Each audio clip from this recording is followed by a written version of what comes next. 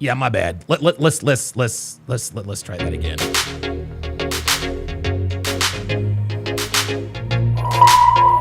What's this? We see the Nigadar is already going off. The Nigadar is already going off. The Upward Bound 1 is the first nigga in the chat. Let's go ahead and give him a Don motherfucking DeMarco. The Upward Bound 1, bruh, you got a lot, you talk a lot of shit. You talk a lot of shit, but I know you ain't gonna pull up. I know you ain't gonna pull up because cowardly niggas like you never pull up. That being said, let's get it! A woman never belongs to you. It's just your turn. You lost your edge, she lost attraction for you. That's how it works. What'd you think she was gonna do? Tell you she cheated? Men cannot afford to get complacent in relationships. Get your fat ass off the couch, start lifting weights, and learn game. You're welcome. And now your man, Donovan Sharp. Ay, boy.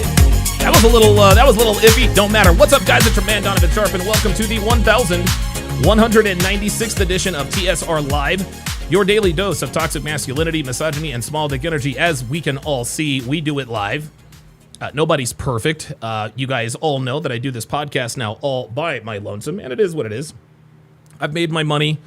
I bought my houses, properties, cars, toys, all that good stuff, so it is what it is.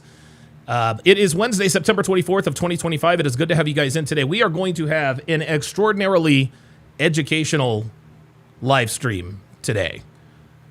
I myself am going to be educated because I think even myself, I'm going to learn a lot that I did not know yesterday. The Upward Bound 1 says, MLK, one of the greatest men that ever lived. Very reason you were able to sit up and talk she about him. Yeah, I don't speak nigga, the Upward Bound 1, so you're going to have to clean it up a little bit. Because right now, honestly, here's the translation to what you just wrote. I don't speak nigga. I don't speak chimp, bruh.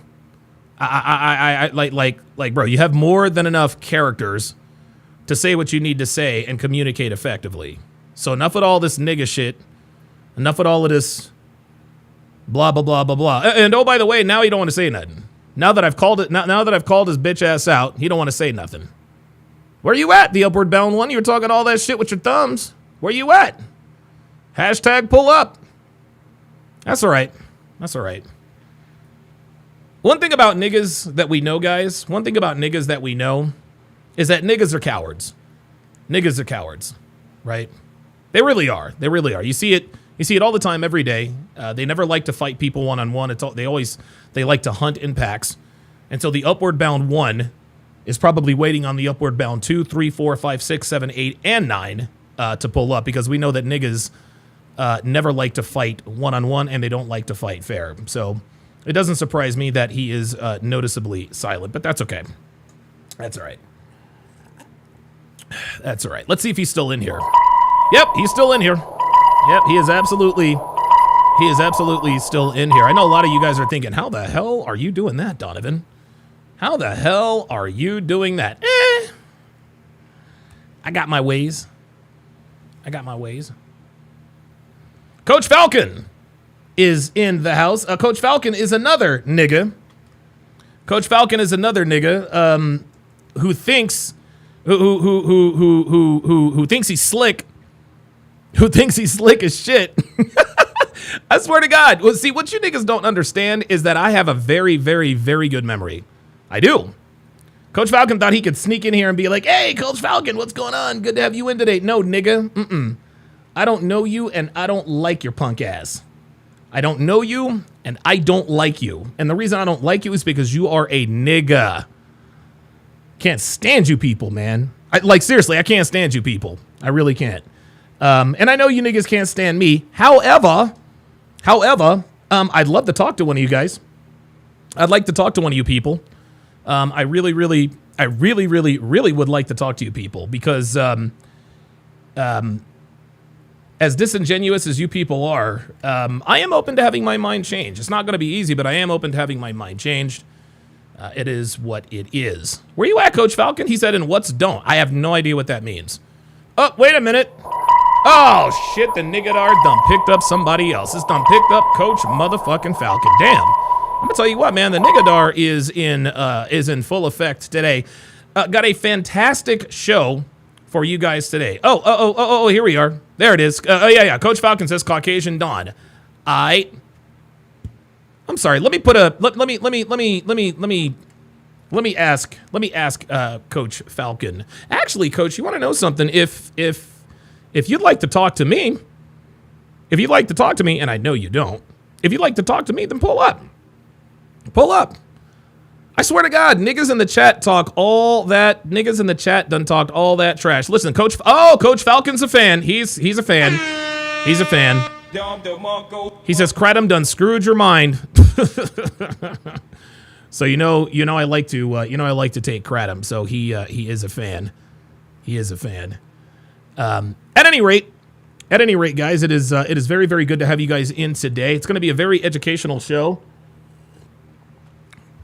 It's going to be a very, very educational snow. Snow. Whoa, wait. Is what? this a snow bunny situation? Coach Falcon says I'm not your enemy, nigga. Yes, you are. You are my fucking enemy. Fuck you. Like fuck you with the sickest one, bruh. You are absolutely my enemy. You and everyone like you are my fucking enemy. Fuck you, Coach. Fuck you and everyone like you. I'm not your enemy, nigga. Shut the fuck up. Swear to God, niggas think they can just talk any old kinds of shit. All right, so we're gonna go ahead and get started today, guys. We're just going to go ahead and you think that's funny? Cool, Coach. Now I'm gonna do what I should have done last time. Your bitch ass is gone. Your bitch ass is gone. See you later, Coach Falcon. If you want to keep talking shit, then by all means, bro, pull up and talk to me. But emojis, fucking loser. And why aren't you at work, nigga? Like, don't you have a job? Oh, that's right. You people don't have jobs. My bad. Yeah, you people don't have jobs. You people, the Section 8, the EBT community, fuck up out of here with that. Fuck what you heard. So what we're gonna do, guys? We're going to first. I'm gonna sort of set the table with what has gone on the channel the last, I would say, 24 to 36 hours. 24 to 36 hours or so. And still, I don't see anyone who's pulled up. I don't see anyone who's pulled up. People come in here, they talk shit. Oh, you're a Caucasian. Yeah, real fucking original. Caucasian Donovan. Oh my God, my feelings are hurt. Fucking retards, man. Fucking retards, dude. Dude, honestly, all you people do is fucking eat, sleep, fuck, and make people. And fucking spend our goddamn money. But you want to come in here talking shit to me, bitch? Bitch niggas, man. Bitch niggas. So we are going to react to the videos that have sort of led up to today's podcast. As you guys can see, the pull-up line is, of course, wide open. It is, pardon me. It is pinned in the chat. And again, if you agree with me, don't want to hear from you today. Okay, there will be a time for that. If you agree with me, don't want to hear from you. I only want to hear from you if you disagree, because this is going to be a very, very educational podcast. It really, really is. So let's go ahead and react to the first. Let's just go ahead and let this play. Martin Luther King Jr. did a lot of good for this country, but let's not. And here's the thing: Charlie Kirk wasn't perfect. But he had a higher character than Martin Luther King. Oh, yes, he did. Yes, I fucking said it. Oh, no, the fuck you didn't. Yeah, I said it. Oh, yes, I fucking said it. Yes, I fucking said that shit. Charlie Kirk had better character than Martin Luther King Jr. Tell me I'm fucking lying. Tell me I'm fucking lying. How many people think Charlie Kirk ever cheated on his wife? Yeah, I didn't think so. Yeah, man. Yeah, listen, Martin Luther King did a... Eat a dick, Lauren. Listen, he's got his own day for a reason. But let's not sit here. Let's not sit here, because here's the thing.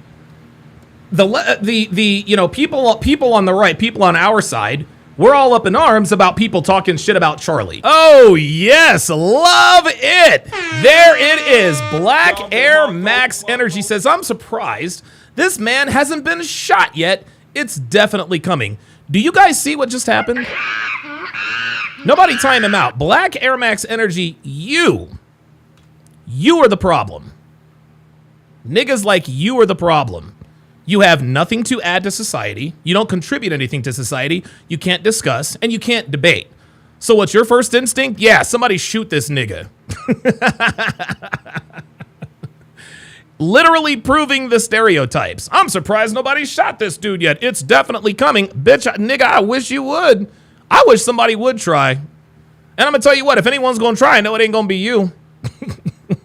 Bitch ass niggas, man. Here we go. Here we go. Being dead, right? Okay, fair enough. Freedom of speech, whatever the case may be. Lit Up says, what the fuck are you? Yes, Black Air Max Energy. I am a criminal. I'm a criminal, and you want to know something else? I'm also fucking rich. Yeah, I'm a 4-time convicted felon who's fucking rich. Eat a dick. Nigga, I'm speaking the goddamn truth. And I'm gonna tell you what, Lit Up, if you have a problem with what the fuck I'm saying, your ass can pull the fuck up and have a conversation with me about it too. Real shit. There it is. Your pal says, I can't tell you you are lying. That is 100% true. CK would never do such a thing. Real shit. Real shit. And listen, just because Angel Barber says he immediately advocated for violence when he can't defend his position, proving the stereotype. Guys, this is how these people are.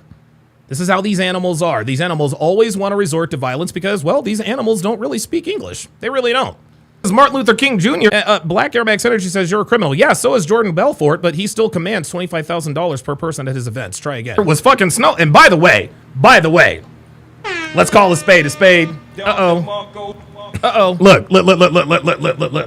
Let's get it. Now, shout out to MLK. Shout out to MLK.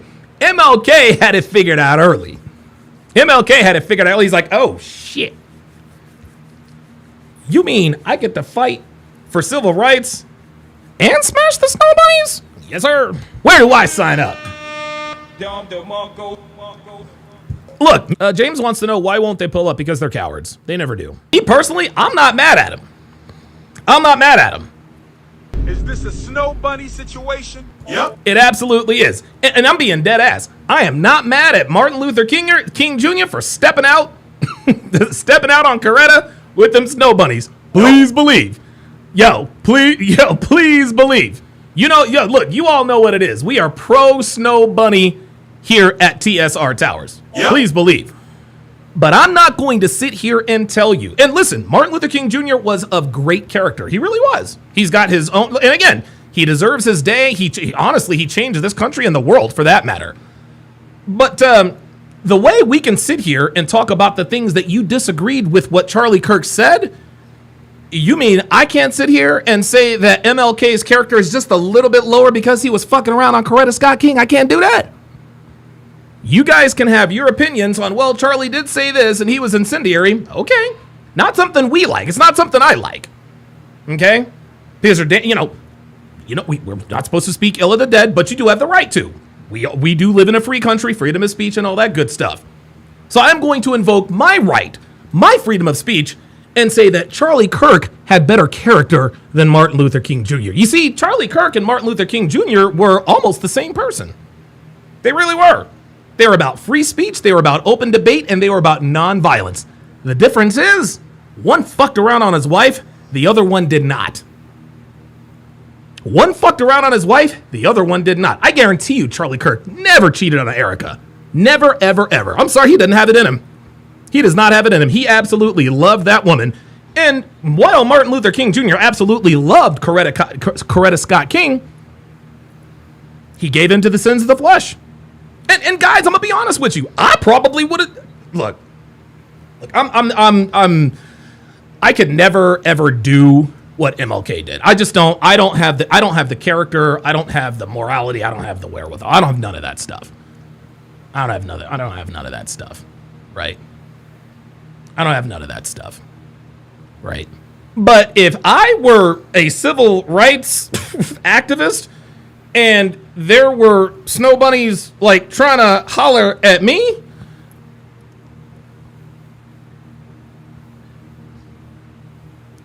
I might sample some of that stuff. I might sample some of that stuff. Light Up says, this is nasty work. No, yeah, you know what? The truth is always nasty. The truth is always very nasty. And it's funny. Light Up 7 can't even, and I'm actually going back and forth with you in the chat. Why is this nasty work? What, because I said Martin Luther King Jr. cheated on his wife and that Charlie Kirk had better character than MLK? Where's the lie? See, what you're doing right now, you're being a nigga. Oh my God, he said that Charlie Kirk had better character than Martin Luther King. You can't tell me why that's false. The only reason why you think it's false is because you're black, and so is MLK. Guys, that right there is the very definition of tribalism. Oh my God, this is nasty work. Yeah, you know what? The truth is always nasty work. And oh, by the way, we got the niggadar. Yes, we do. We got quite a few niggas in this bitch. We got quite a few niggas in this bitch. Yes, we do. And I'm gonna tell you what, if you niggas listen, if you guys really want to give me a piece of your mind, bruh, like the link is pinned in the chat. The link is pinned in the chat. I'll give you the floor. I'll give you your say. I will give you your say, but I'm standing 10 fucking goddamn toes down. Martin Luther King was a great man. Charlie Kirk was a greater man. Let me repeat this. Let me repeat. Martin Luther King was a great man. Zero said, I'll pay to get Don taken out. Yeah, you'll be wasting your money, brother. I'm not going nowhere. Charlie Kirk was greater. Lit Up 7 says, why bring up MLK to compare him to Charlie? I don't get it. What don't you get about it? These two are essentially the same person. Dedicated, husband, father, activist, spoke out. Neither one of them held political positions, and they were both assassinated. And I think, if I'm not mistaken, I think Martin Luther King Jr. was also shot in the neck. That's why I'm bringing him up. And here's another reason why I'm bringing up Martin Luther King Jr. Okay? Because there were actually a lot of people who didn't know what the hell Martin Luther King Jr. was up to. We all want to talk about how great and moralistic he was. That's fine. He might have been. But Charlie Kirk had better. Zero, I promise you, I am so afraid. I'm so afraid. The bounty is on you, my boy. You went too far. Like, Zero, oh my God. Boy, I'm gonna tell you what, you niggas don't understand that nobody knows who the fuck I am. I got 127 people watching me right now, but you want me to believe that there's a bounty on me? I went too far? Niggas, shut the fuck up. Y'all niggas just be character in that way. And I'm not backing the fuck down. Don't give a fuck. Nope. Don't give a Zero said you should be. Yeah, interestingly enough, I'm not. I will never be afraid of cowards. You will grape at me first. I actually got some red grapes and some green grapes the other day. So if you do come over, I'll have plenty of grapes for you. Let's go. Fuck. Both were politically assassinated. They were both men of high character, high moral compass. Martin Luther King obviously was smashing the snow bunnies. But the point is they were the same person. They were the same person. Same person in different decades, different centuries. They were both political figures who did not hold political office, who were assassinated so that they could be silenced from putting out their views. That was it. I'm not saying that Martin Luther King Jr. wasn't a great man. Of course he was. He's got his own. If I'm such a coward, why am I here with my name and my face up here? You're the coward. You're the one with the avatar and the name Zero. So I'm gonna give you 30 seconds to pull up or shut the fuck up. Actually, you know what? Nah, I'm not gonna give you any time. Your ass is up out of here. Peace. On fucking holiday. Eat a dick. But I'm not gonna sit here and tell you that he had better character than Charlie Kirk, because that's simply not true. I'm sorry. Nope. Sorry. Not gonna do it. And you wanna know something? What you're doing right there, and this is so funny. This is what I love about niggas. What was Martin Luther King Jr.'s? What was his overarching point about his I Have a Dream speech? He says, and I'm paraphrasing here, I have a dream that people in this country will be judged not by the color of their skin, but the content of their character. Martin Luther King did a lot of good things. The man cheated on his wife. Charlie Kirk did a lot of good things. The man didn't cheat on his wife. Nope. That's content of character. You're judging Martin Luther King by the color of his skin. How dare you compare Martin Luther King Jr. to this white boy? That is a direct contradiction of the I have a dream. You are judging this man, you are judging these men by the color of their skin and not the content of their character. So you tell me, Lit 7, who is the better husband? Martin Luther King Jr. or Charlie Kirk? I'll wait. Go on. Niggas hate the truth. Niggas hate the truth. They really, really do. Dr. B84 with the $10 super chat. Oops. Says MLK knew it was a snow bunny situation back then. Yes. Yep. Yes, he did. The double yes. Yes, he did. Travis 887 with the $5 super chat says, I'm the one with receipts on Tommy and Myron. You go after the small fries in the chat. Too much racism for your crew. Real. Travis, Travis, what are you talking about? Travis, bro. Travis, please, at this point, I have no idea what the fuck you're talking about. Are you talking about Lucky Charms or are you talking about Pistons for... Red Pill says, I'm very disappointed with you, Donovan. You stepped to all-time low over criticizing MLK. I would strongly advise you, real Red Pill, you really need to stick around. And guys, listen, I'm not being... Okay, enough of the shenanigans in the games and all the shit talking.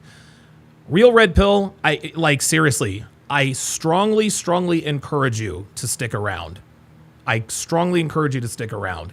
Because I'm telling you right now, a lot of you who have idolized Martin Luther King Jr., you guys are going to get a very, very, very rude awakening. Martin Luther King Jr. did some fucked up shit. And it is obvious that most of you niggas in the chat have no idea. So if you want to keep your head stuck in the sand, that's fine. You ain't got to stick around. You can just continue talking shit or whatever. But if you want to really know what was really going on with Martin Luther King Jr. back in the day, you need to stick around. You can be disappointed all the fuck you want. I don't give a fuck what you think. You can eat a dick too. Like, what? What, nigga? What are you doing? Real red. I have no idea what the hell you're talking about. Nigga, yo, check this out. If you're a nigga, you're not red pilled. Sorry. If you're a nigga, you're not red pilled. If you're not, listen, you can be red pilled on women. If you're not red pilled on race, bro, you may as well be blue pilled. Sorry. Basil Denson had been red pilled on women this entire time. Nigga's not red pilled on race. He's not red pilled on race. That's why he's not in here now.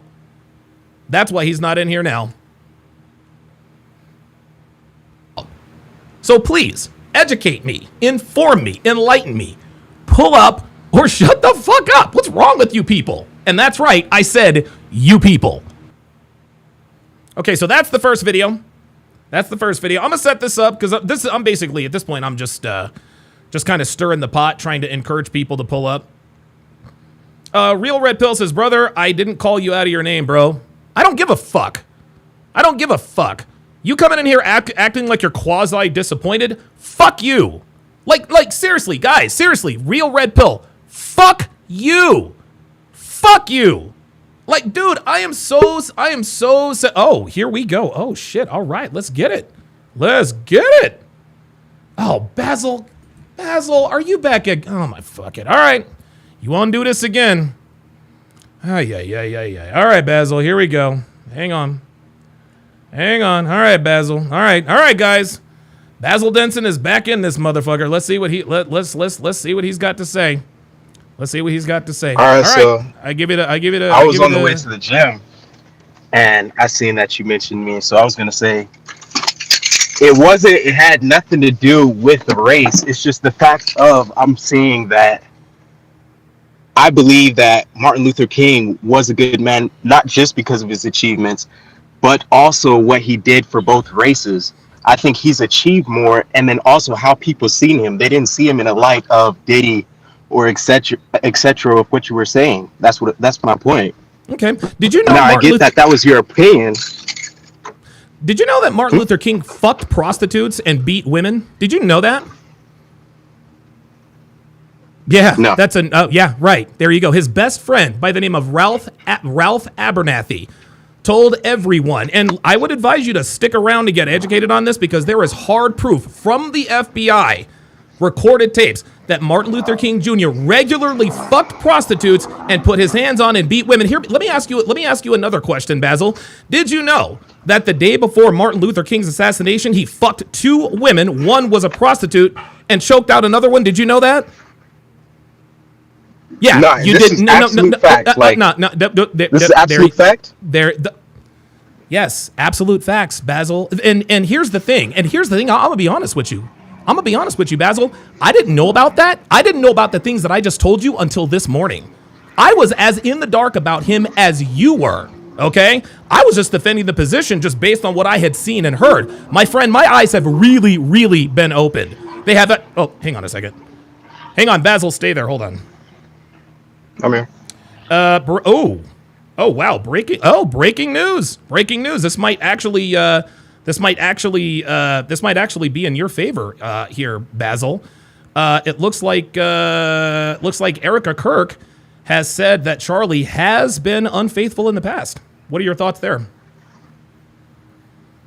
I mean, that's something I expected. A lot of this let me stop you right there, Basil. Hold on, bro. Let me stop you right there. Do you see? Why do I think that? Yeah. I just bullshitted you. No. Now I need you to stop talking because I just got your ass. Okay. I just sat here and told you that there is a mountain of evidence that suggested Martin Luther King fucked prostitutes all the time. He stepped out on his wife all the time. You want to tell me, are you sure that's true? But I'm the only person in the world. I sat here and feigned, oh, wait a minute, breaking news, Charlie Kirk cheated on Erica, and your response was, I'm not surprised. That was a fucking lie. No. Bruh. Can I say my part? Go on, man. I believe every successful man is gonna want to sleep with other women and possibly will. Yes, but the difference between the difference between good men and great men of character is that they don't. Here's the thing. I'm sure Charlie Kirk probably met a lot of women he probably really wanted to fuck. Let's just keep it real. And I'm sure that, and I say this all the time about my marriage. I know that Devin sees guys that she's sexually attracted to all the time. I see girls I want to fuck all the time. But the difference between someone who loves you and someone who doesn't give a fuck about you is someone who actually loves you will resist that temptation. Now, I'm sure he loved Coretta in his own way. But the fact that he cheated on her with impunity, and then you're going to sit here and ask me, well, wait a minute, are you sure that's true? There's hard proof. You need making to do an research, accusation on somebody to say that they're beating on women versus this is not an accusation, saying, friend. Basil, I need you to hold on. I need you to. Bro, this is not an accusation. His best friend, Ralph Abernathy, said Martin Luther King beat women. His best friend. That is irrefutable. I don't know. People be hating. I have to see the evidence on that. You have to see. I'm gonna stay to see it, but I mean, it's tough to believe that. Guys, what is happening? Because I don't believe on face value. No. This is racial idolatry. This is what it has nothing to do with race. Absolutely has everything to do with race, because I just sat here and told you, breaking news, Erica Kirk cheated on Charlie. Well, I'm not surprised. But then when I tell you that Martin Luther King cheated on Coretta, something that a lot of people know, you're like, well, I need to see the proof. So you didn't need to see the proof. No. You said Basil. Now you're gonna let me finish. Yes, so you didn't. No. So you didn't need to see the proof that Charlie cheated on Erica, but you need to see the proof that MLK cheated on Coretta. So listen, I believed yesterday when I had called up, I believe that Charlie Kirk at a certain point, right, has probably slept with another woman. Based on what? Based on what? Based on being a successful man in the United States. That's usually what happens. But see, this is why Charlie was different. Every successful man is going to get temptation. Charlie is one of the very few that does not give in to temptation. This is why he was truly a man of God, and Martin Luther King Jr. was not. Do we believe? Okay, so you believe that because it's not out there in the media when it's expected from successful men it's known from successful men that that's what they do. This is funny. So, if you're gonna ask me a question, let me answer it. Okay. Don't ask me a question and then keep talking. So what you're telling me is you're telling me, okay, there's no evidence out there that Charlie Kirk didn't cheat on his wife, right? You're telling me that there's no evidence that he didn't, but now you're saying, well, wait a minute, just because there's no evidence out there doesn't mean that he did. I'm sorry, I gotta go based on gotta go based on what I've seen. There is a mountain of evidence from our government's FBI that Martin Luther King Jr. was a philanderer. He not only fucked white women, he fucked prostitutes and put his hands on women. That's according to the FBI and his best friend. And you're going to sit here and tell me because you want to win the argument, well, we don't know that Charlie Kirk did because we just don't know. It's not about, okay, so yesterday you did not bring up the subject that he was beating women. Because I didn't know so that. I didn't know. I'm not, I'm not out here saying it's right to beat women and it doesn't affect your character. So what do you say? What do you say now that you've learned that Martin Luther King Jr. used to beat women and fuck prostitutes? You still think this man has better character than Charlie Kirk? Okay, so yeah, you have to do research on that. Yeah, so you have to do research. Yes, no, hold on. No. You have to do research on Martin Luther King, but you didn't want to do research on Charlie Kirk. Got it. Well, you just made a harsh. Okay, so cheating on your wife is not a harsh crime, versus beating on women. That's like expected prison time almost like that. But that definitely affects your character. Yes, it does. So that's guaranteed. Okay, if he was beating on women, then he's not on Charlie, like as a man, he's not on Charlie Kirk's level. I can agree with that. He wasn't on Charlie Kirk's level in the first place. You're not gonna go back and retroactively try to going out on his wife, like pretty much sleeping around. That doesn't affect. I don't believe that affects him as a man. Here's the thing, Basil. Achievements he created. That's where I'm going from. Okay, that's fine. And this is the difference between black people and niggas. Niggas exalt and don't give a fuck about niggas putting their dick in their seed and other bitches. That's the difference see, black people, they want to build families, okay? Niggas want to build families with multiple people. You were sitting here telling me, listen, I'm okay with Martin Luther King Jr., one of the most important men in the world. I'm okay with him sleeping with women, but him putting hands on women, that's where I draw the line. I'll give you the last word. Well, of course, him putting hands on women draws the line because that's illegal stuff. That's a legal thing to do. And then also, I believe just because something isn't illegal doesn't mean it's not a sin. That doesn't throw away your achievements. There's people who done great things for humanity. That's what I'm saying. That's what I'm saying. Say this yesterday. I told you. How many times did I tell you, Basil, yesterday? This does not diminish his accomplishments. I said this 100 times, but you keep wanting to put work. Stop talking. I will let you finish. Let me make this point, okay? What you are telling me is that you're okay with MLK sleeping around, but you're not okay with MLK putting his hands on women.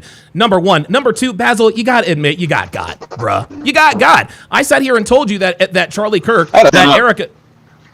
I sat here and told you, hey, breaking news, Erica Kirk said Charlie cheated on her. Well, it doesn't surprise me. But then when I told you all the stuff about MLK, well, I got to do my research. That is racial idolatry, my friend. You've you've now taken 2 L's. Good day, sir.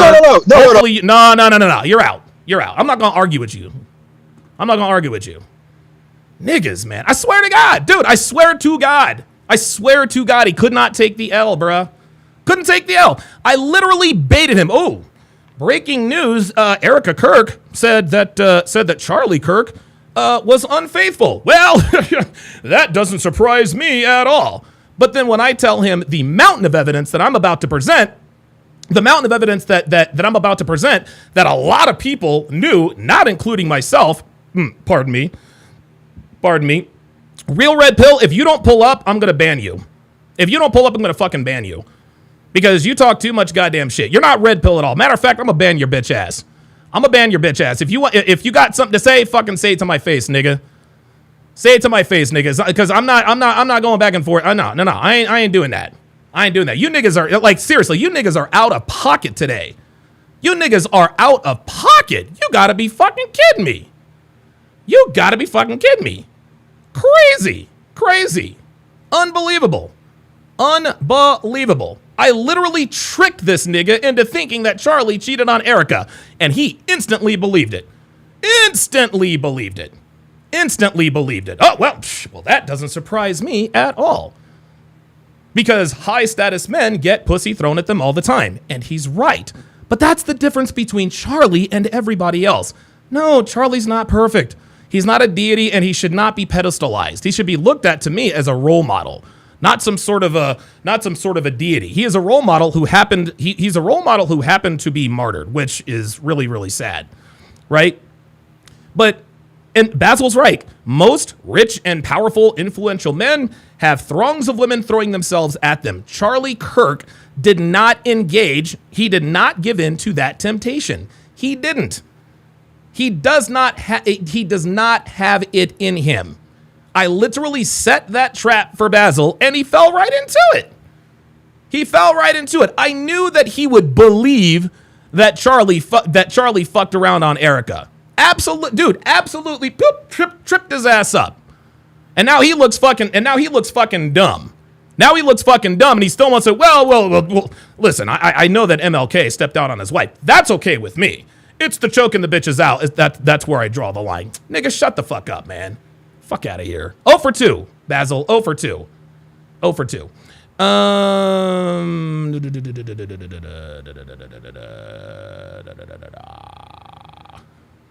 Sorry, hang on.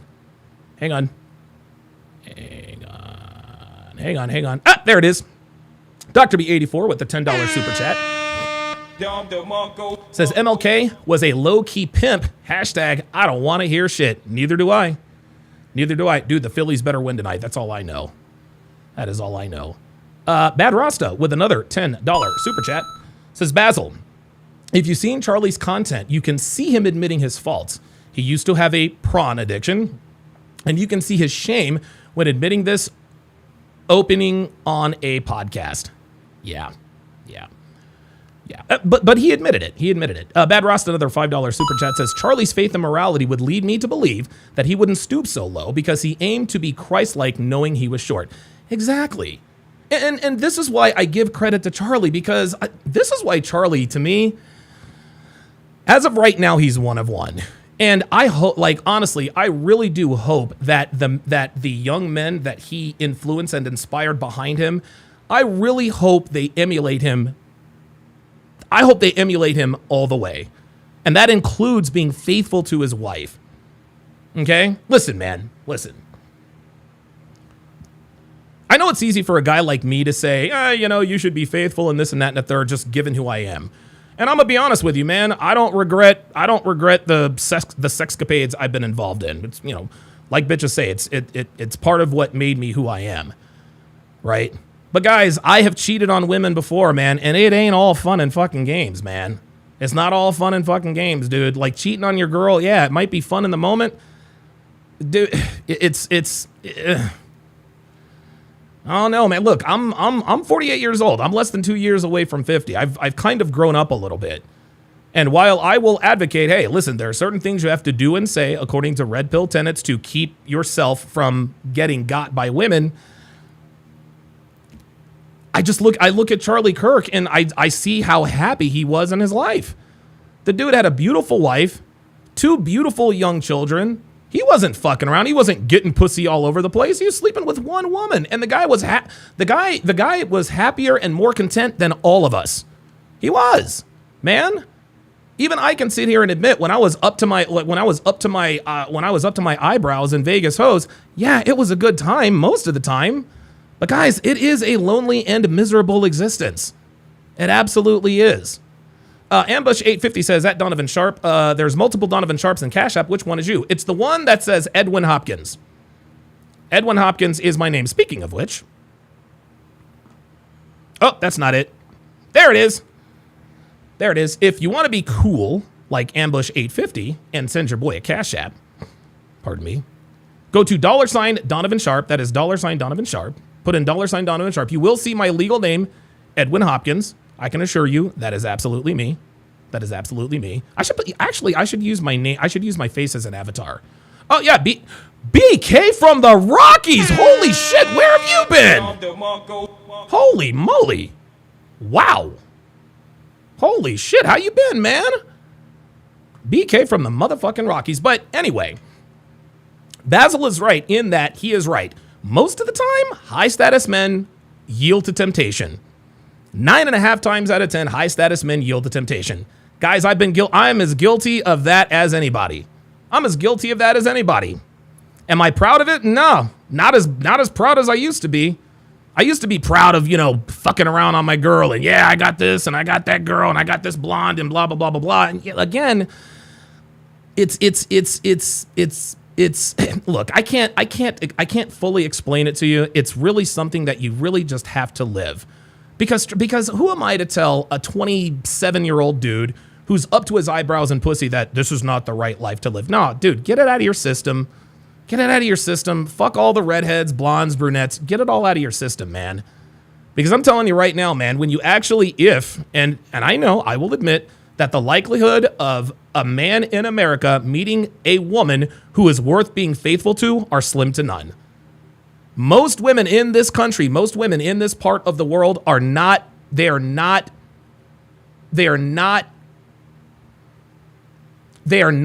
enough to remain faithful to. They're just not. But when you find one who actually is, it's just a better life when you are faithful. If she's worth being faithful to. Now, if she's just a hoe, number one, you're not supposed to wife these bitches up anyway. But if you get into a relationship, cheat on her all you want. I don't give a fuck. Because you know that she would do the same to you in a New York minute if she had to. That's just all there is to it. But if on the off chance, and again, I know this is a very unlikelihood. I know that it is not likely for a man in this country to find a woman in this country that is worth being faithful to. But if you do, my advice is to just be faithful. And if you ask me why, Donovan, look at Charlie Kirk, man. Look at Charlie Kirk. Guys, I've made millions of dollars in my life. Millions of dollars in my life. And I can readily admit that I have never been as happy and content as Charlie. I can admit that. Yes, I love my life. I love my wife. I love everything about but guys, I got a lot of regrets, man. I got a lot of regrets. I got this anger problem that I'm dealing with. I'm religious. I'm in this religious limbo. It would be kind of nice to know. It would be kind of nice to absolutely 1000% know that Jesus Christ is the Son of God and this and that and the third. At that point, then maybe I can let go. Charlie was able to do that, man. He figured that out at the ripe age of 18 years old. That dude is a man of character. Martin Luther King Jr. was not a man of character. Martin Luther King Jr. was great, but he was not a man of character. And you guys will see that very, very, very, very, very, very, very soon.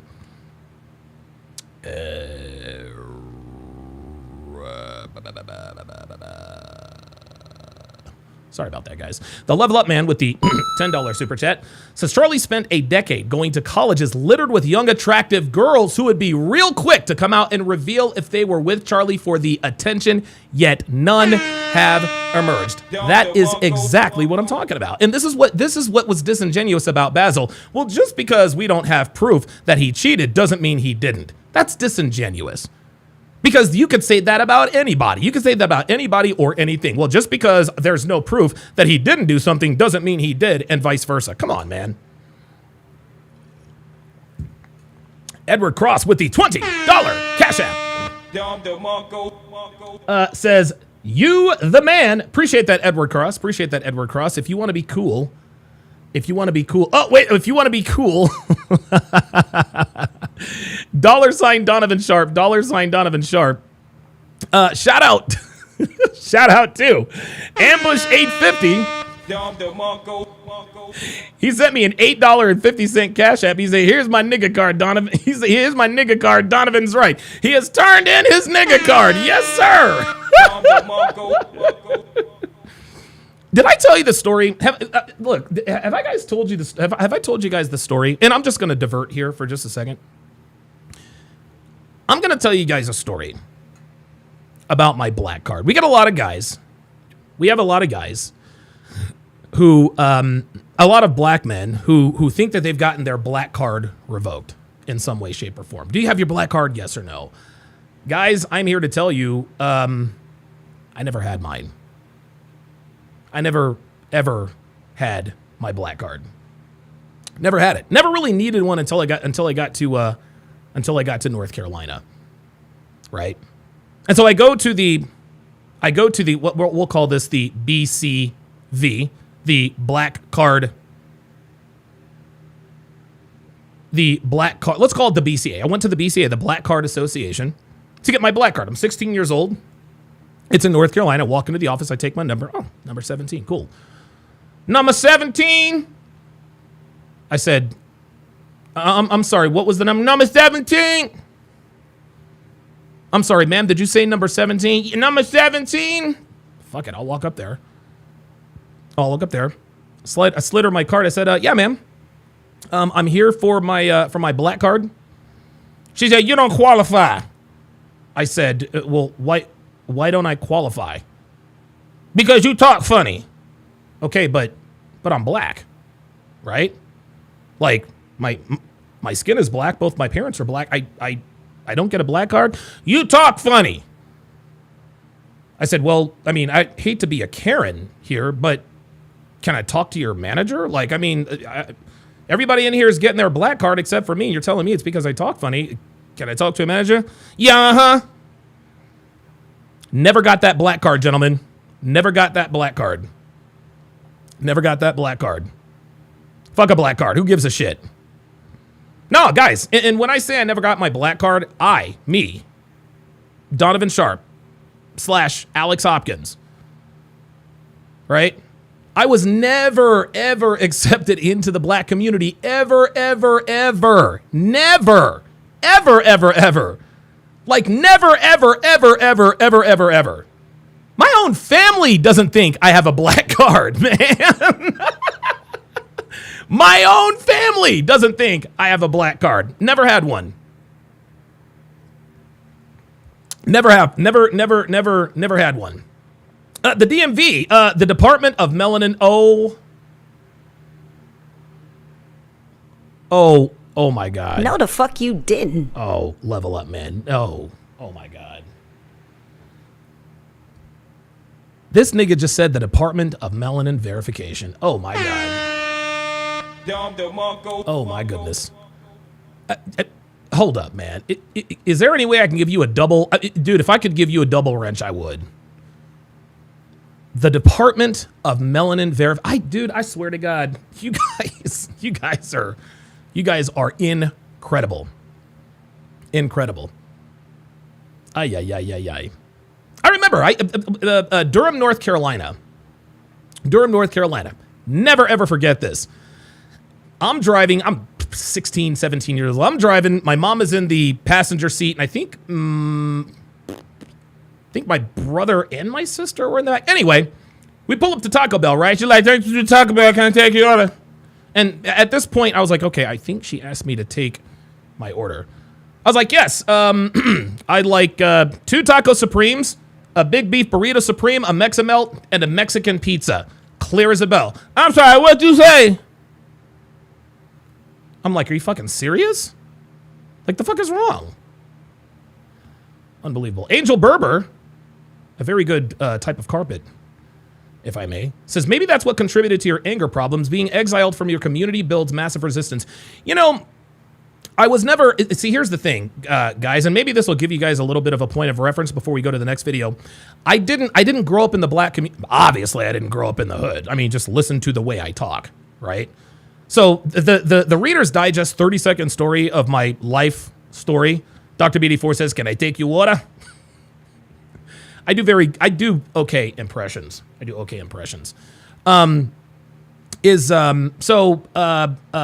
and my brothers and sisters, we were military kids. I was born in 1977, and I became a civilian in October of 1992. That's when we moved. That's when my mother sent for us to move to North Carolina. Up until then, I had spent my entire life on military bases. Everyone sounded like I did. White kids, black kids, Hispanic kids, Asian kids, Polynesian kids. We all sounded the same. Everybody at Radford High School, we all sounded the same. Mauna Loa High School, military school, we all sounded the same. So when I moved to Oklahoma, that was actually the first time. Because, dude, niggas in Oklahoma was like, where are you from? Hawaii. What you doing here? What? Oh my God, you talk about a culture shock. Anyway, there weren't that many black people in Oklahoma, right? But the black people that were there, same jokes, sellout, coon, blah blah blah blah blah. Why do you talk like that? Da da da da da. I didn't know how to respond to that. Well, when I got to North Carolina, it was turned up about 100 times. was turned up about 100 times. The black kids there, pardon me, the black kids there, they were merciless. They were merciless. They really were. I got in a lot of fights. I won them all. I won them all. Every fucking fight I got into in high school, I won them all. All of them. They didn't know that little skinny, funny-talking nigga could throw hands, but I did. Right? The point is that I was never exiled from the black community because the so-called black community never accepted me into it. And I'll be honest with you, for a long time, I used to feel some type of way about it, but now I'm glad that they never accepted me, man. Like, are you fucking serious? Who the fuck wants to be a part of that? Who wants to be a part of that? Right? Like, secretly, I envied when I was a teenager. I was like, dude, I wanted to fit in just like everybody else, right? They did not allow me to fit in. So guess what? I got in where I fit in, and that was with the non-black kids. That's where it was. And matter of fact, the only black people in high school that treated me with any respect were my teammates. I played with, oh my God, I've already forgotten his name. There were a couple of black guys on the Altus High School varsity baseball team. What were their names? I forgot their names. I was totally cool with those guys, right? And then in North Carolina, I was on... No, there was another black. There was one black kid who played with me, who was on my varsity baseball team in high school in North Carolina. But he called me the same thing: Uncle Tom, sellout, coon, blah blah blah blah blah. So no, I was never accepted into the black community. They never accepted me, and you know, I used to feel some type of way about it. But now, looking back, I'm glad that they didn't. I'm glad that they didn't. Let me read some of these comments, and then we will continue. Jaber says, fuck a black card. Oh, I think somebody else was threatening my life. Oh, yeah, I've been watching you, says, you've done worse. You've done worst. Bro, it's worse. WORSE. Donovan is a fool. I am a fool. Now, that's true. I will agree with that. I am a goddamn fool. I'm not a fool, but I'm a fool. Fool. I'm a fool. King Life says, when talking proper English is taboo, you're doing something right. Dude, exactly. Like, dude, I'm going to tell you what, man. King Life is... God, when I met King Life in real life, I was like, oh, my God. Another black person I can understand. Oh, my God. Unbelievable. Okay, let's take a look at the second video. Because unlike the Republicans, I will not turn down the temperature. We're going to keep the temperature up. So here is the video that I dropped this morning. This is the video that I dropped this morning. Oh, look at that. Well, imagine that. I'm wearing literally the same thing. This is the video I dropped this morning, doubling down on my position and giving a little more context. Here we go. So predictably, my take on Charlie Kirk being a better man than Martin Luther King Jr. has gotten the so-called black community's panties in a collective bunch. Let's take a look at a few comments here, and then I'll respond and give my thoughts on this particular discussion. Here's the first one. All the brothers hating in here, haha. This is one of many problems I have with these people. If you are the least bit critical of Martin Luther King Jr., you are automatically branded as a hater. I said that Charlie Kirk was a better man than MLK, and N-words are always the first to jump in and disagree for no other reason but that MLK was black and Charlie was white. I could say that Charlie Kirk was a better cook than MLK, and I guarantee you people would flood my comments talking about, no, that's not true. MLK was a Michelin star chef according to his closest friends. I could say that Charlie Kirk was a better tennis player than MLK, and I guarantee you that there would be no shortage of you people saying, nuh-uh, Martin Luther King Jr.'s serve was clocked at XYZ miles an hour, and his backhand cross-court smash was unstoppable. You people need to open your ears, turn on your brain, and take off your N-word goggles. If I say that Charlie Kirk was a better cook than Martin Luther King Jr., that doesn't mean that I'm saying that MLK was a bad cook. If I say that Charlie Kirk was a better tennis player than MLK, that doesn't mean that I'm saying that MLK was not a good tennis player. Guys, this is extreme racial idolatry, nothing more. You people can't look past the color of someone's skin for the purposes of thinking critically. Saying that Charlie Kirk was a better man than Martin Luther King Jr. isn't hating, and to be honest with you, that really has more to do with Charlie than Martin Luther King Jr. Here's another one. This is a good one. I just started cracking up when I read this. I didn't even know Donovan was still here. For anyone unfamiliar, yes, the Negro is dead serious. There probably would be no Charlie without Donovan. This is truly a pioneer of the dark red pill. Personally, I think Charlie was an inbred, lazy loser. All red pillars are rejects. So, first he admits that he didn't watch the video. He said in his comment, he started cracking up when he read this, meaning like most low IQ individuals, he's responding to the title without even watching the video. That's problem number one. Number two, he says, I didn't even know Donovan was still here. Yet, here you are.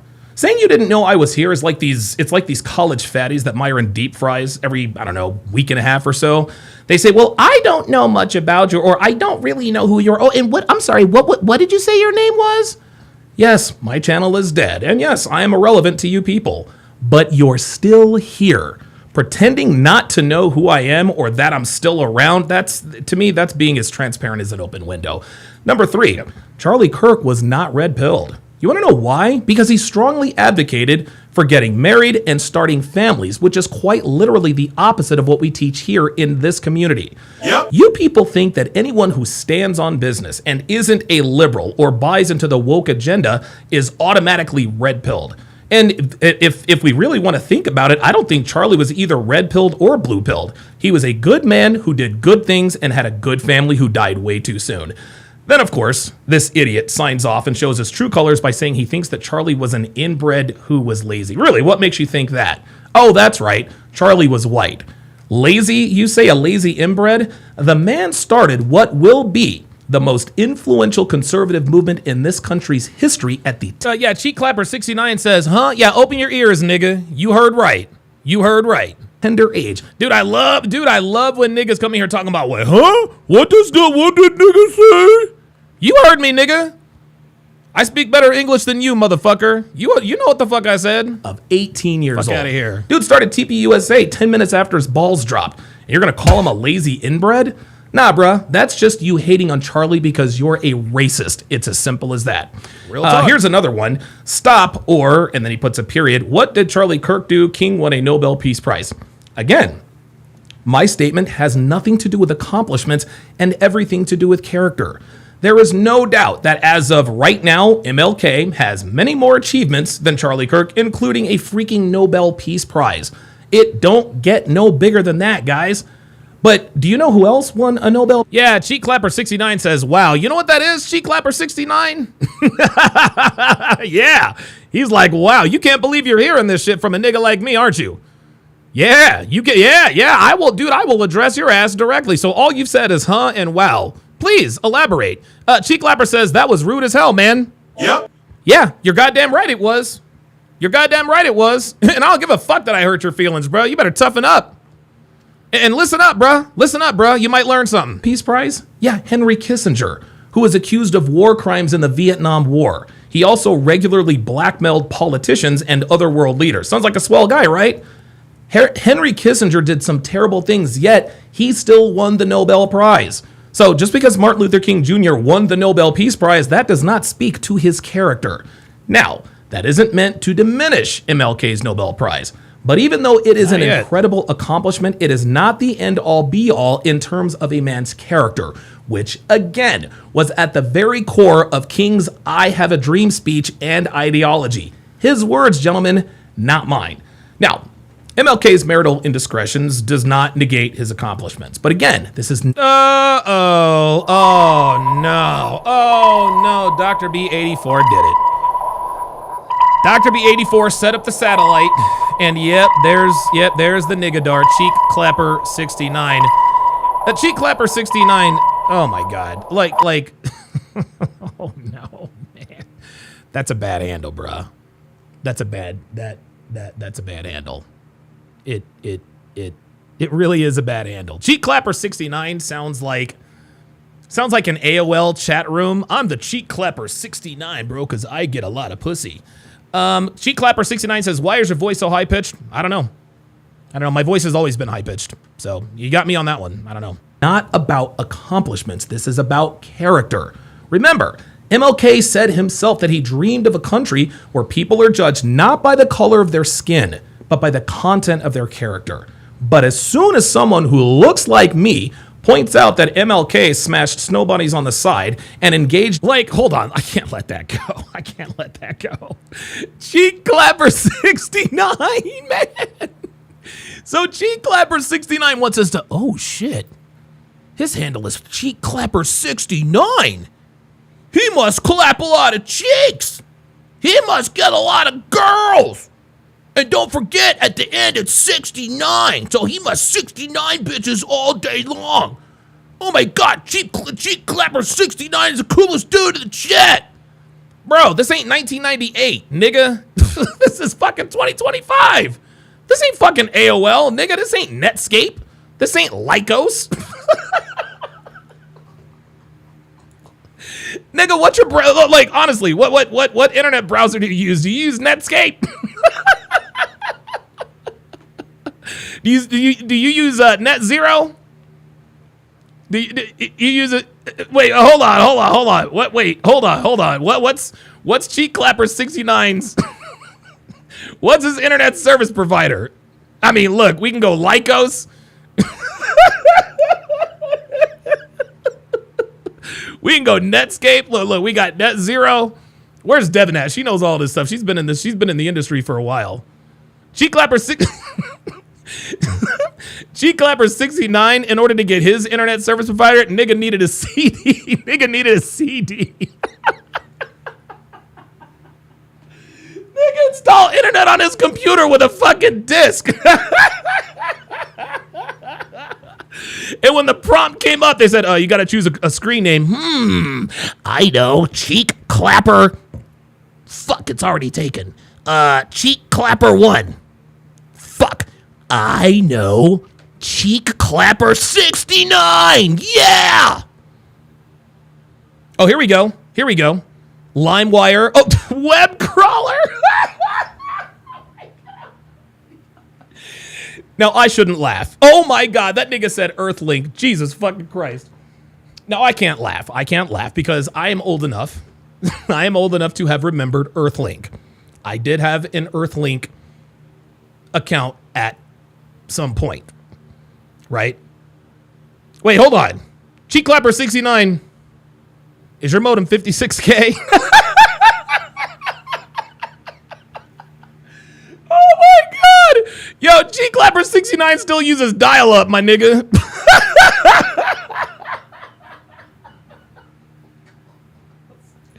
My bad. Let me stop, man. Let me stop.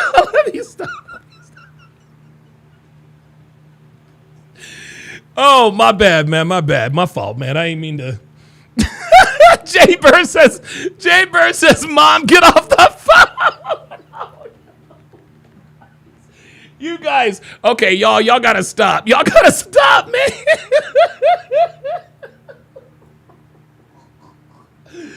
Yo, nigga said, Planet Rodella 3 said, ask Jeeves. Oh my God, I remember Ask Jeeves. Oh shit. All right, let me stop, man. I gotta get serious. My bad, man. I gotta get serious. I gotta get serious. But shout out to Cheek Clapper 69. Bro, real shit, don't ever change that handle. Do not ever change that handle, man. That is a blast from the past. Let's continue. And orgies outside of his marriage. Now all of a sudden, we want to question what cheating is. Black women all over the... T Drilla says, why you still talking shit about MLK? Stick around, T Drilla, and you will learn why. And T Drilla, I'm not being facetious here, okay?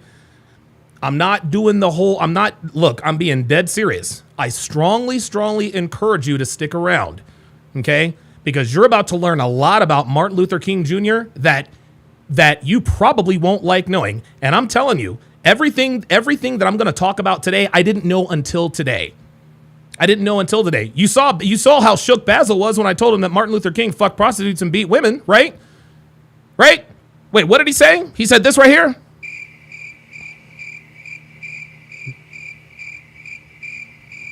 Right? Stick around, T Drilla. Stick around. Okay? Stick around. And you will learn. Let's continue. country, American black women, they all vilify. Y'all stop. Y'all need to stop. Y'all need to stop. Hold up. Sage Silva says he's talking shit about you to all of his friends on MSN messages. Yo, niggas on PCQ. T Drilla says not true. Oh, T Drilla. Man, listen. Oh, Will Zamora said enlighten us. Stick around and I will.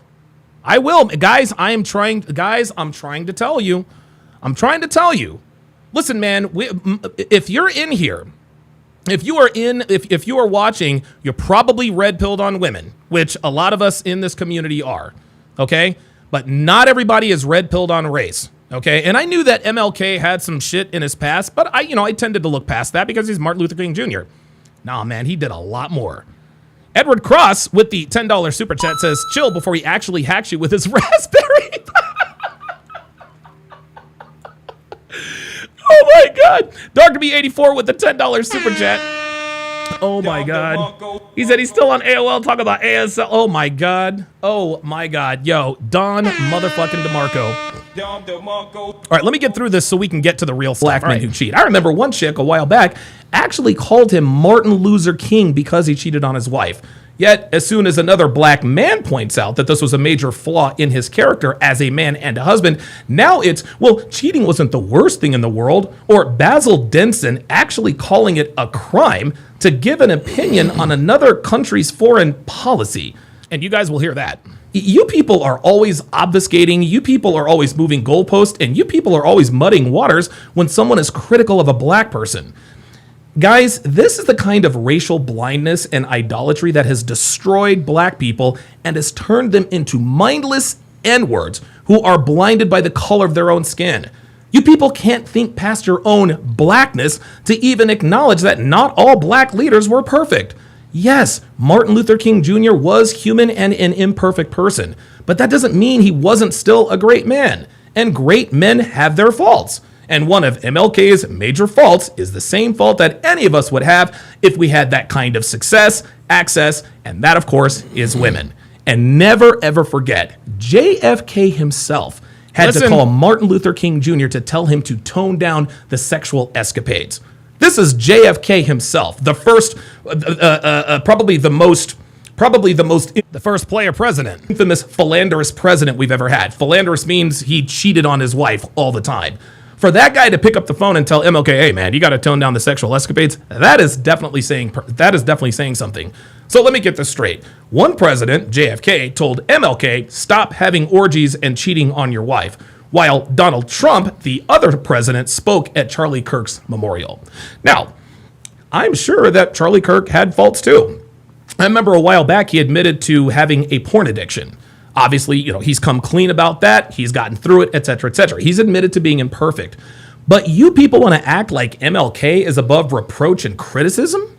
The main difference, again, between Martin Luther King Jr. and Charlie Kirk is character. And character is defined by what you do when nobody's looking. It is defined as overcoming temptation. When nobody was looking, MLK was smashing white girls. When nobody was looking, Charlie Kirk was writing love letters to his wife every Saturday. When King was tempted by sins of the flesh, he gave in and fell short many, many times. Charlie Kirk's character simply would not allow him to betray his wife and the mother of his children in the worst way. Look at the way Coretta Scott King talked about Martin Luther King Jr. Look at her eyes, and then look at Erica Kirk's eyes when she talks about her late husband, Charlie Kirk. There is a big difference. And again, I want to make this crystal clear that as of right now, MLK is far more accomplished and 259% deserves his own holiday. The man changed the course of American history, but Charlie Kirk was a better man and a better husband. Now, I know a lot of you people want to say, well, we don't know what Charlie Kirk did behind closed doors. No, we don't. But we damn sure know what MLK did behind closed doors. So you people can miss me with this disingenuous bad faith rebuttal about what we don't know. One man gave into temptation, cheated on, embarrassed, and disrespected his wife. Y'all got to stop, man. Dre Raven with the $2 super chat says he's still a Columbia House subscriber. Hey, man. Hey, look. I was a Columbia House subscriber. You guys remember the big? I didn't even know Walter was in here. When the hell did he get here? You guys remember those big CD cases? You used to be able to put like you put like 6 or 9 CDs on one sleeve, turn it over, and then put another 9. You used to be able to turn. Dude, I had like 300 CDs, man. Don't don't hate on Columbia House. Don't hate on Columbia House. Level Up, man. With a $2 super chat says Cheat Clapper turns the TV on channel 3 to play PS5. Is that even possible anymore? Oh, Dr. B84 with the $10 super chat says he still gets his Jordans from East Bay by mail. Hey, real shit, dude. I got my first pair of Jordans off of eBay, so I'm not gonna hate on that. Let's continue. Publicly, the other simply did not. And when all is said and done, Charlie Kirk may very well have accomplished more after his death than even MLK. Oh my God, Donovan, that is absolute blasphemy. How dare you say that Charlie Kirk might accomplish more than MLK? He was the leader of the civil rights movement. Yes, he was. But look at the black community now, and you tell me what MLK would think. Since Martin Luther King's death, the black community has devolved into a cesspool for which there is no return and no redemption. Turning Point USA, conversely, is poised to literally replace the Republican National Committee and restore the good name of conservatives. There is no comparison. Here in 2025, the black community is an effing joke, while TPUSA is going to change the very fabric of our country from the ground up. Y'all gotta stop. I'm serious. You wanna know what the really sad? I'll ban all you fuckers. The thing is that Martin Luther King Jr. would be absolutely shocked and appalled if he were alive today to see what the so-called black community's become. N-words are the reason why MLK can't rest in peace. The people Charlie Kirk inspired, the people he influenced, will ensure that he, Kirk, will rest in peace while MLK continues to turn over in his grave. I'll be discussing this further. All right, so that was the second video I wanted to show you guys. The third and final video before we get into the nitty gritty is the first debate that I had with Basil Denson. This of course happened yesterday. This is going to be Basil Denson's second L. And Basil, listen, man, Basil, I hope you're still watching. I hope you're still watching, man, because hopefully, my guy, you'll learn something. T. Drilla says Kirk was a better person morally, but MLK changed the country. Yeah, so did Charlie Kirk. T. Drilla. Have you seen what's happening in America? Have you seen what's going on in America? Do you know Turning Point USA has gotten like 70,000 requests for a chapter? Something like 300,000 people showed up to Charlie Kirk's memorial. Only 100,000 of them can get in. Conservatism is no longer being canceled. The left is being held accountable for their hateful ways. Yeah, MLK changed the country. So did Charlie. Let's continue. Basil Denson, can you hear me? Yeah, I can hear you. All right. What's on your mind, brother? You said that Charlie Kirk was more influential than Martin Luther King? Nope, I did not say that. I said he was a better man than Martin Luther King. Okay. Why would you say he's a better man than Martin Luther King? Because he didn't cheat on his wife. Okay. Now, what would we consider cheating? Fucking women outside of your marriage. Do you see how he tried to redefine cheating? The reason why he's trying to redefine cheating, guys, is because he wants to lower the severity of cheating. He wants to make cheating, in other words, sticking your dick in another chick that's not your wife, he wants to make that okay. That might be okay in the nigga community, not anywhere else. Okay. Basil, listen, Basil, hold on. Basil, hang on a second. I hear you, and I get it, but you got to come stronger than that, okay? No, I'm trying to see your stance. I've made my stance clear. I've made my stance clear. Martin Luther was a good man. Charlie Kirk was a better one. And the differentiator there is Charlie Kirk was faithful to Erica. Dr. Martin Luther King was not faithful to Coretta. So sleeping with another woman while you're married makes you a bad man? Didn't say. Because Hold on, Basil. Hold on. Stop right there. I did not say that Martin Luther King Jr. was a bad man. I've never. Do you see him getting frustrated? He's getting frustrated because I will not allow him to put words in my mouth. I'm just not going to do it. I didn't say Martin Luther King Jr. was a bad man because he stepped out on Coretta. Said that. If you watch the video that I just played, Martin Luther King Jr., it was a great man. He deserves his own holiday, and he got one, okay? That man absolutely changed the world. It is my assertion that as far as moral character, as far as being a faithful husband, Charlie Kirk was a better man than Martin Luther King. Okay. And you're saying it because from like a husband point of view, or as in overall just being a man? From both, yes. Okay, so I disagree on just being a man because I think it's within a man's nature to want to have sex with other women. Mm-hmm. And I don't think it is considered cheating when a man goes and sleeps with another woman. Okay, well, I do. Like what? Listen, and he's right. He's right. I have regularly said men don't cheat, we exercise options. Men don't cheat, we exercise options. But here's the difference. Okay? Charlie Kirk and Martin Luther King Jr. were both Christians. They were both devout Christians. Okay? You know me. I don't have a problem with niggas stepping out on their women. I really don't.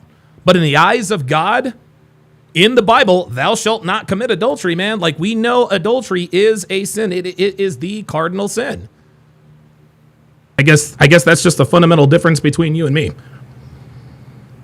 Okay. And do you think, like, if you compare things of what they did for people as a whole, you think Charlie Kirk is on the same level as Martin Luther King? Or never is it just said the that. cheating deal? No. I never said that, and that's the wrong question to ask. Charlie Kirk and Martin Luther King Jr., both very, very good, great men, highly influential, et cetera, et cetera. Martin Luther King had high character. Charlie Kirk had higher character. And the only differentiating factor is that Charlie Kirk was faithful to his wife and Martin Luther King Jr. was not. That's it. That doesn't mean Martin Luther King Jr. is a bad person. Doesn't mean that he's a terrible guy. It just means that Charlie... Hey, T-Drilla, come on, man. Come on, T-Drilla. Come on, man. He's having fun. Leave him alone. Kirk has higher character than Martin Luther King Jr. That's just all there is to it. I see your point. I just disagree that just because Martin Luther King... Because Martin Luther King is black? While he was in his marriage. No, not just because he's black. I think... okay, everybody makes mistakes, but I also think it's within Martin Luther King Jr. made many mistakes. And Coretta Scott King used to regularly talk about Martin's wandering eye. Does Erica Kirk talk about Charlie's wandering eye? No, because Charlie didn't cheat on Erica. Again, this doesn't mean because Martin Luther King Jr. cheated on his wife, this doesn't make him a terrible human being. My overarching point is that character-wise, Charlie Kirk was a better man and a better husband than Martin Luther King Jr. was. But you also don't think it's because of the time? Say again? You also don't think it's because of the time? Like, people were more honest back then versus now? Like, no. I doubt that she would go on, like, national television and tell the world that he was looking at other women, dealing with other women. I think it's just something that she would not say versus... Back in those times, they were more honest, I believe. Okay, well, I mean, you can believe what you want. You're wrong. And Martin Luther King Jr. was a devout... Yes, you're wrong, because you want to know something? Martin Luther King Jr. was a devout Christian, my friend. And in the Bible... Yeah? In the Bible, God made it very, very clear in the Bible that you should not cheat on your wife. Martin Luther King was contradictory in that way. Again, hold on, let me finish. Hold on, no. I need you to let me finish talking and then I will give you the floor, okay? I said it again. This doesn't mean Martin Luther King is a bad person. It doesn't mean that he's a terrible guy. It just means that Charlie Kirk was a better man, a better husband than Martin Luther King Jr. For all intents and purposes, Martin Luther King Jr., dude, he changed the world. The man literally changed the world. There is no doubt about it. We're not going to have a Charlie Kirk holiday, okay? There's no need for one. We need a Martin Luther King Day because the man literally changed the course of American history. But as we all say, not people are imperfect. And I'm sure that Charlie Kirk probably has his idiosyncrasies and weaknesses. But the worst thing you can do to your wife is to embarrass her publicly by having these orgies with women of the opposite color, and by people of the opposite sex and women of the opposite color. And here's the thing. I don't begrudge Martin Luther King for sleeping around on his wife, and I think that's probably more of an indictment on my character. But I am self-aware enough to know and understand that even though I don't have a problem with what Martin Luther King Jr. did, I know that if there is a God, he probably took off a couple of points. He probably took off a couple of character points for MLK. So I disagree because yes, the Bible says you should want to. You stay disagree faithful. because he's black, Basil. No, That's not true at all. It is because true. Every man sins. Every man sins. In the Bible. So every man sins. No. Don't give me this. All sins are equal in the eyes of God. All right. Okay, Basil. Don't pull this. All sins are equal in the eyes of God. Murder is a lot more serious than stealing a pack of gum from the store. So I'm sure Charlie. I'm sure. Hang on. Let me finish. I'm sure Charlie Kirk sinned. Done, though. You cut me I off. don't give a shit. You're gonna let me finish because this is my platform. Okay. I'm sure Charlie Kirk was certainly not without sin. Okay. There are levels to this shit, as people in the nigga community like to say. I'm not going to make this any more complicated than it has to be. As a matter of fact, it is my opinion that Charlie Kirk was a better man than Martin Luther King. This does not diminish his greatness, but the one distinguishing factor, Martin Luther King was not faithful and Charlie Kirk was. To me, that speaks to a man's character because he probably, think about Charlie Kirk and all of the influence he had. You think Erica Kirk is the only woman who thinks he was attractive? Uh-oh. Are you really going to pull this nigga shit? And when I stop talking, you're going to wait for me to tell you that you can talk. Oh, no, I didn't want to interrupt you. Are you really doing that right now? Or are you really just giving me the floor? Yeah, that's what he was doing. I mean, yeah, that's I what was he going was to doing. say, I mean, you're asking me a question. I mean, pretty much, no, I don't think so. But I mean, Okay. just because he didn't take those options or we didn't hear about it doesn't mean it didn't happen. But I was going to say, that doesn't mean Charlie Kirk has not sinned. And Yes, has you're not right. done anything worse than cheating on his wife. That's what I'm saying. Well, let me ask you this. What would be worse than cheating on your wife? I think politically defending another type of agenda on Here we what's go. going on in the world. Here we go. This is it. So, okay. So, and that's okay. Like You can genocide. think, I hear you. So I think what this is I think you and I are on opposite sides of the aisle. My guess is that you're probably not conservative or Republican. You're probably a No, I'm liberal. conservative. I'm Okay, conservative, so- but so- there's still so- things so that go what- on that I don't 100% agree with. Okay, that's fine. But what could Charlie have done? I'm sorry if if you think MLK was a better man than Charlie Kirk, you are not a conservative. I'm sorry, you just aren't. That's worse than. And no, he's not listening. Cheating on his wife. While also defending Israel when they're doing wrong, and he has a huge following, which has his followers also follow behind what he's saying. And that's worse than cheating on your wife? Yeah, what that implied there, and I guess I should have caught this yesterday, it's almost like, and I guess Basil can correct me if I'm wrong here. He has followers and he's influential. So what exactly do you mean by that, Basil? What his followers are going to go and commit genocide? Come on, man. Yes. Okay, well, hey, listen, you Because are it can entitled. influence other people. Okay, that's fine. Influence other people to what? Go off and commit mass genocide? But again, listen, this is your opinion, and you are entitled to it.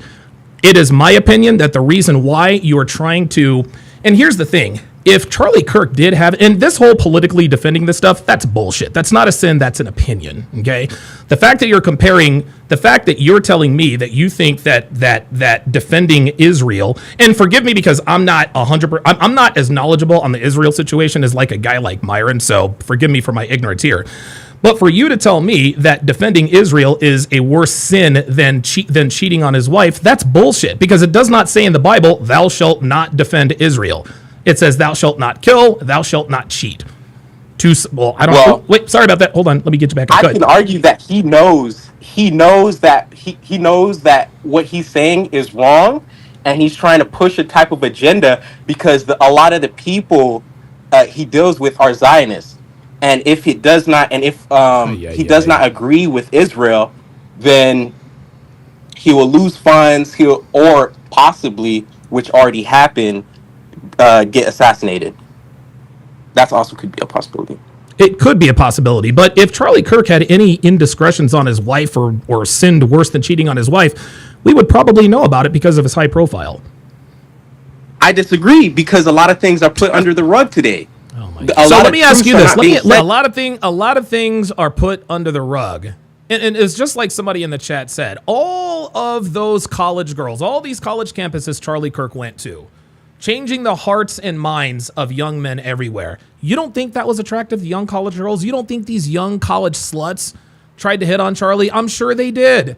And if Charlie ever partook in any of those shenanigans, trust and believe one of these hoes would have said something. Hold on, let me ask you this. No, you're right. Let me ask you, who do you think would be more likely to cheat on their wife, knowing what we know now, Charlie Kirk or Martin Luther King Jr.?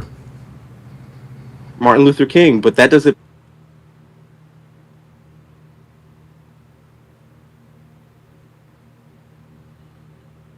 Really, nigga? Really, nigga? Let's go back and listen to that again. Cheating Israel is a worse sin than cheating on his wife. That's bullshit, because it does not say in the Bible, thou shalt not defend Israel. It says, thou shalt not kill, thou shalt not cheat. Wait, sorry about that. Hold on, let me get you back. I can argue that he knows that what he's saying is wrong, and he's trying to push a type of agenda because a lot of the people he deals with are Zionists. And if he does not agree with, I don't know what politics and Zionists have to do with a man's personal character. Israel, then he will lose funds. Or possibly, which already happened, get assassinated. That's also could be a possibility. It could be a possibility, but if Charlie Kirk had any indiscretions on his wife or sinned worse than cheating on his wife, we would probably know about it because of his high profile. I disagree because a lot of things are put under the rug today. So let me ask you this. Hold on. Let me ask you this. No, you're right. Let me ask you. Who do you think would be more likely to cheat on their wife, knowing what we know now, Charlie Kirk or Martin Luther King Jr.? Martin Luther King, but that. Gotcha, bitch. There it is. That's it. Game over. That was it. Martin Luther King, but it's the same as when I asked Beans, is there a world where you could see evidence that Carmelo Anthony is guilty of first-degree murder? He says, no, because I already know he's guilty of involuntary manslaughter. Haven't seen shit like that since. Yeah, Shannon Sharp would disagree, absolutely. Yeah, Dana G. Lee says President Trump is rich and passed out NDAs and his affairs still came out. Yeah, get out of here with that. Doesn't make him a bad man. That doesn't. I did not. Basil, I never said that Martin Luther King Jr. was a bad man. I've not said that. Kirk. No, he is not a bad man versus... You see, look at him. See, this is a game to him. Oh, wait, versus Charlie Kirk. You see how he's trying to pigeonhole his argument? Well, you didn't say he was a bad man, but compared to Charlie Kirk, right? Charlie Kirk. Martin Luther King was a great man. Okay? Charlie Kirk was a... You think Kirk's better? Say again? And I disagree with you on that one. Wait, what did you... Hold on. Wait, Basil. We can't talk over each other. Back up, okay? I said Charlie Kirk was a better man than Martin Luther King Jr. I have never once said that Martin Luther King was a bad man. Yeah, but what you're saying is Charlie Kirk is a greater man just because he did not cheat on his wife. That's exactly what I'm saying. With that. And I disagree with that because I believe that Martin Luther King did greater things during his time. I'm not saying Kirk did not do good things while he was still alive, but what I'm saying is I believe Martin Luther King Jr. was better during his time. Okay. Before he died. That's what I'm saying. And I was trying to see better during his time before he died. And like I told him today, the day before he died, he fucked 2 prostitutes and choked another bitch out. Got it. What you thought. Well, Edward Cross says he's just agreeing to disagree. He wants to be contrarian. No, guys. What you guys are seeing is racial tribalism. Racial tribalism. This is what you're seeing. Cream Soda, if you're on Basil's side, my guy, just come out and say it. If you're on Basil's side, just go ahead and come out and say it, man. I have a knack for picking up on these kinds of leading statements where you just don't want to reveal what side you're on. You ask little things. He says maybe Basil would say that defending religion can be wrong or maybe worse than infidelity. Maybe I could agree there. So you're opening to agreeing with this nonsense. And then he says, yep, he has a point there. I hope you're talking about me because this thing is over. The reason of why you thought Charlie Kirk was the better man, and you said it was because he didn't cheat on his wife. Yes. Or it's not out there that he didn't cheat on his wife. And I was saying we technically do not know that because we don't know that Charlie. Hold on, you're right. You're absolutely right, Basil. You're right. Hold on, Basil. You're right. We don't know if Charlie Kirk cheated on Erica Kirk. We know that Martin Luther King Jr. cheated on Coretta many, many times. That is true, but then again, you can't agree that it was different times and it was that people were more honest during that time. Sin is the same, buddy. Sin is the same, buddy. You're trying to yeah, sin is the same whether it's in 2025 or 1965. But what you're trying to do is you're trying to tell us, well, we don't know what Charlie Kirk did. Do you think cheating on Coretta was Martin Luther King's only discretion? You think that was his own sin? Like, again, we're all human and we all sin, but not all sins are the same in the eyes of God, and they're definitely not the same in the eyes of people. I'm not a God. I'm not a deity, okay? I am self-aware enough to know and understand that it is very easy to give into temptation. When you give into temptation, that shows a weakness and a lack of character. This is something that I have struggled with my entire life. Martin Luther King is one of the greatest humans to have ever walked the face of the earth. And he is the very reason that I can sit here and talk about this right now. But morally, ethically, in terms of being a good husband, I'm sure Martin Luther King was a great father. And I'm sure he's probably a good husband too. The man cheated on his wife. And for that reason, Charlie Kirk was a better man than Martin Luther King Jr. I'll give you the last word. Okay. I disagree because I think you disagree because he's black. He was a more honest man. So you think Charlie Kirk is lying about not having cheated? He's a more honest man, really? Honest man, because a lot of people. Hold on, let me stop you right there. You think he's a more honest man? Wait, hold on, Basil. You think he's a more honest man, but he deceived his wife. Uh-oh. It takes a level of deceit and dishonesty to step out on your wife. But Martin Luther King was the more honest man? Come on. Hold on.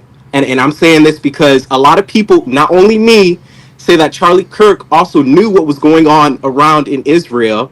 And Israel is not, look, bro, giving an opinion on Israel is not a sin. I mean, what I'm saying is, if you know a genocide is going on, and then you still defend the country that is doing the genocide or the ethnic cleansing, that is still a sin because you know what's going on and you're still continuing to push something that you know that is wrong. This guy. And that would also be considered a sin.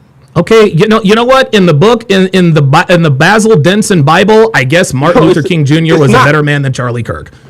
I believe he's a better man because he's achieved more than Charlie Kirk has. No, you believe Martin Luther King is a better man than Charlie Kirk because he's black. No, yes, you do. And that's Basil. That's what it is. You reverse the races. This is a different conversation. Bro, you're smiling because you know I'm right. This, guys, what is happening here, gentlemen, and now I'm going to talk to the crowd here. What is happening, guys? This is low-key, indirect racial tribalism. Okay? You are using No, hold on. Let me finish. Let me finish respectfully.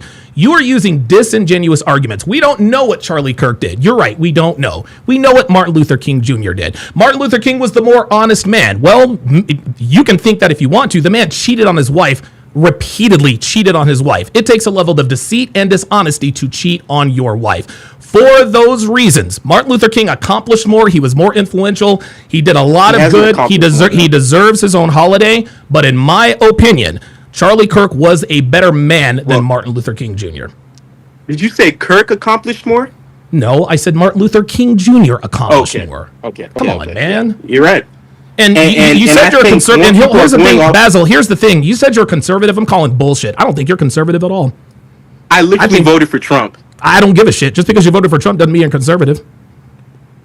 Okay, but I mean, but you believe just because he cheated on his wife means he's not a good man. He's not. I did not say Martin Luther King Jr. was not a good man. You keep in order to win this debate, you keep putting words. No, hold on. Let me finish. Let me finish. You keep putting words in my mouth. Hannah says, I completely get the red pill in MGTOW, but I don't understand how people look to Donovan for guidance. let me get your help in the chat. Could somebody educate Hannah? Could somebody educate Hannah on why you guys look to me for guidance? Just because I don't want to tell it. I don't want to tell it. I want you guys to tell it. Let Hannah know why you guys look to me for guidance. Okay? Let her know, because I'm not going to tell her. I'm going to let you guys tell it. Thank you. Yeah, I'm your pal says he really wanted to go down the Israel route. Yeah, that's what he was trying to do. He was trying to make politics. It was crazy. It was crazy. Never said that Martin Luther King Jr. was a bad person or a bad human. Angel Berber with the $10 super chat says, Basil strawmanned your position, then pivoted to making assertions about Charlie's character, which required him to demonstrate with evidence. You had evidence to demonstrate your claim. He did not. There you go. And guys, the definition of arguing in bad faith is taking a position and making the other side think that you are taking that position for the reason, how can I put this? Arguing in bad faith, it's hard to, it's so simple, it's hard to explain. Arguing in bad faith is taking a position and telling the other side that the reason you're taking that position is not really the reason.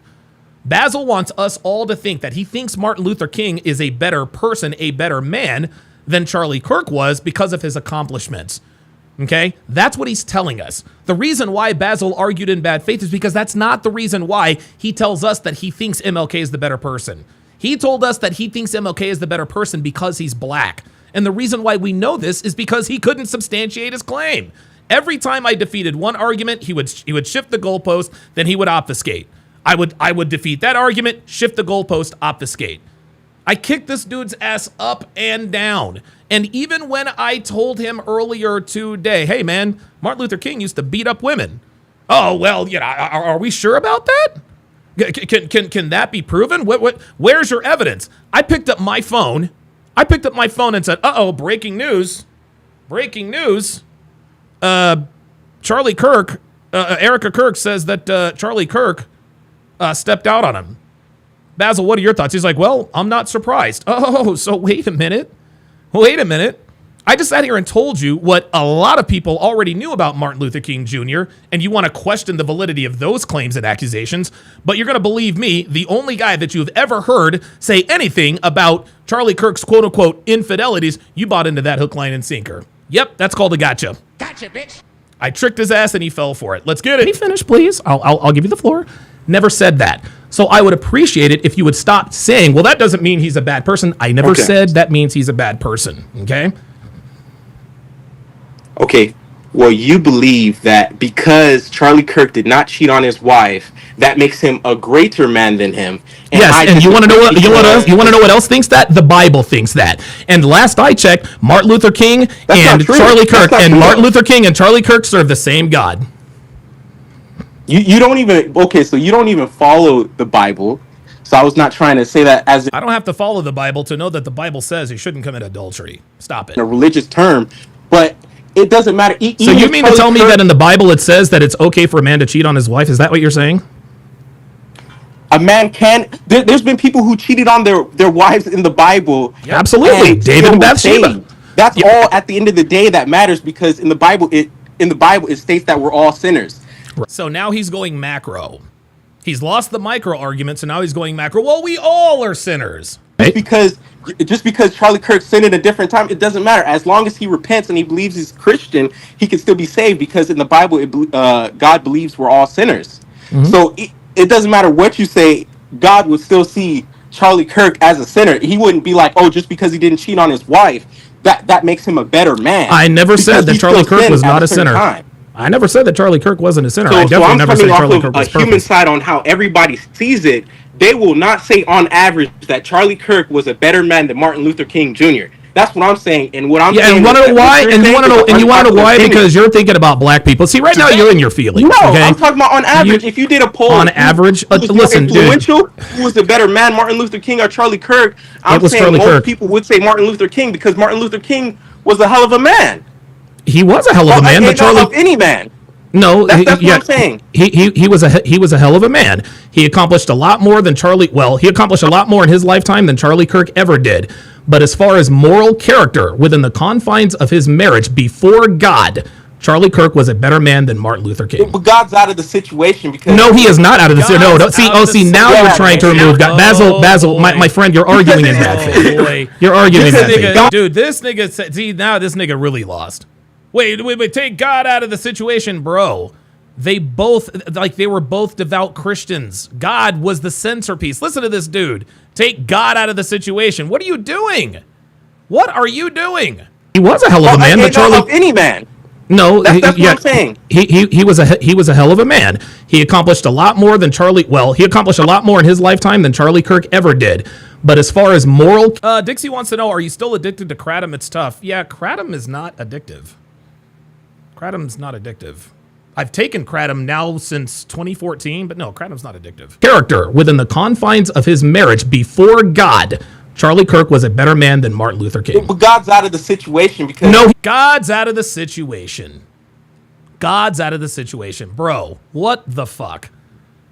You're going to take God out of the situation? So see, do you see, I kept defeating his arguments. He kept trying to take this out of the situation. No, He is not out of the situation. No, see, now you're trying to remove God. Basil, my friend, you're arguing in bad faith. You're arguing in bad faith. God's not going to look at it, because you cheated on your wife, that makes you less of a man. Nobody said that Martin Luther King was less of a man for cheating on his wife. I said that Charlie Kirk was more of a man for not cheating on his. Dixie said, I went through it myself, big mistake. Then you didn't do it right, Dixie, because I've taken kratom for 11. The reason why it was a big mistake for you is probably because you didn't do it right. And guys, I want you guys to understand, if you are going to go the kratom route, okay, once a month, you need to go through at least a 1 week washout period, okay? I don't take kratom every day. I probably go like 2 days on and 1 day off. Sometimes I'll go 2 days on, 1 day off, 3 days on, 1 day off. But if I go 2 or 3 weeks straight without a break, I give myself a 1 week washout period. That's how you prevent the side effects from kratom. Do some education before getting into this stuff. All right, so we're going to agree to disagree because I disagree. Yeah, translation, I lost the argument. With you on this one. What about Obama? Charlie Kirk was not a good man.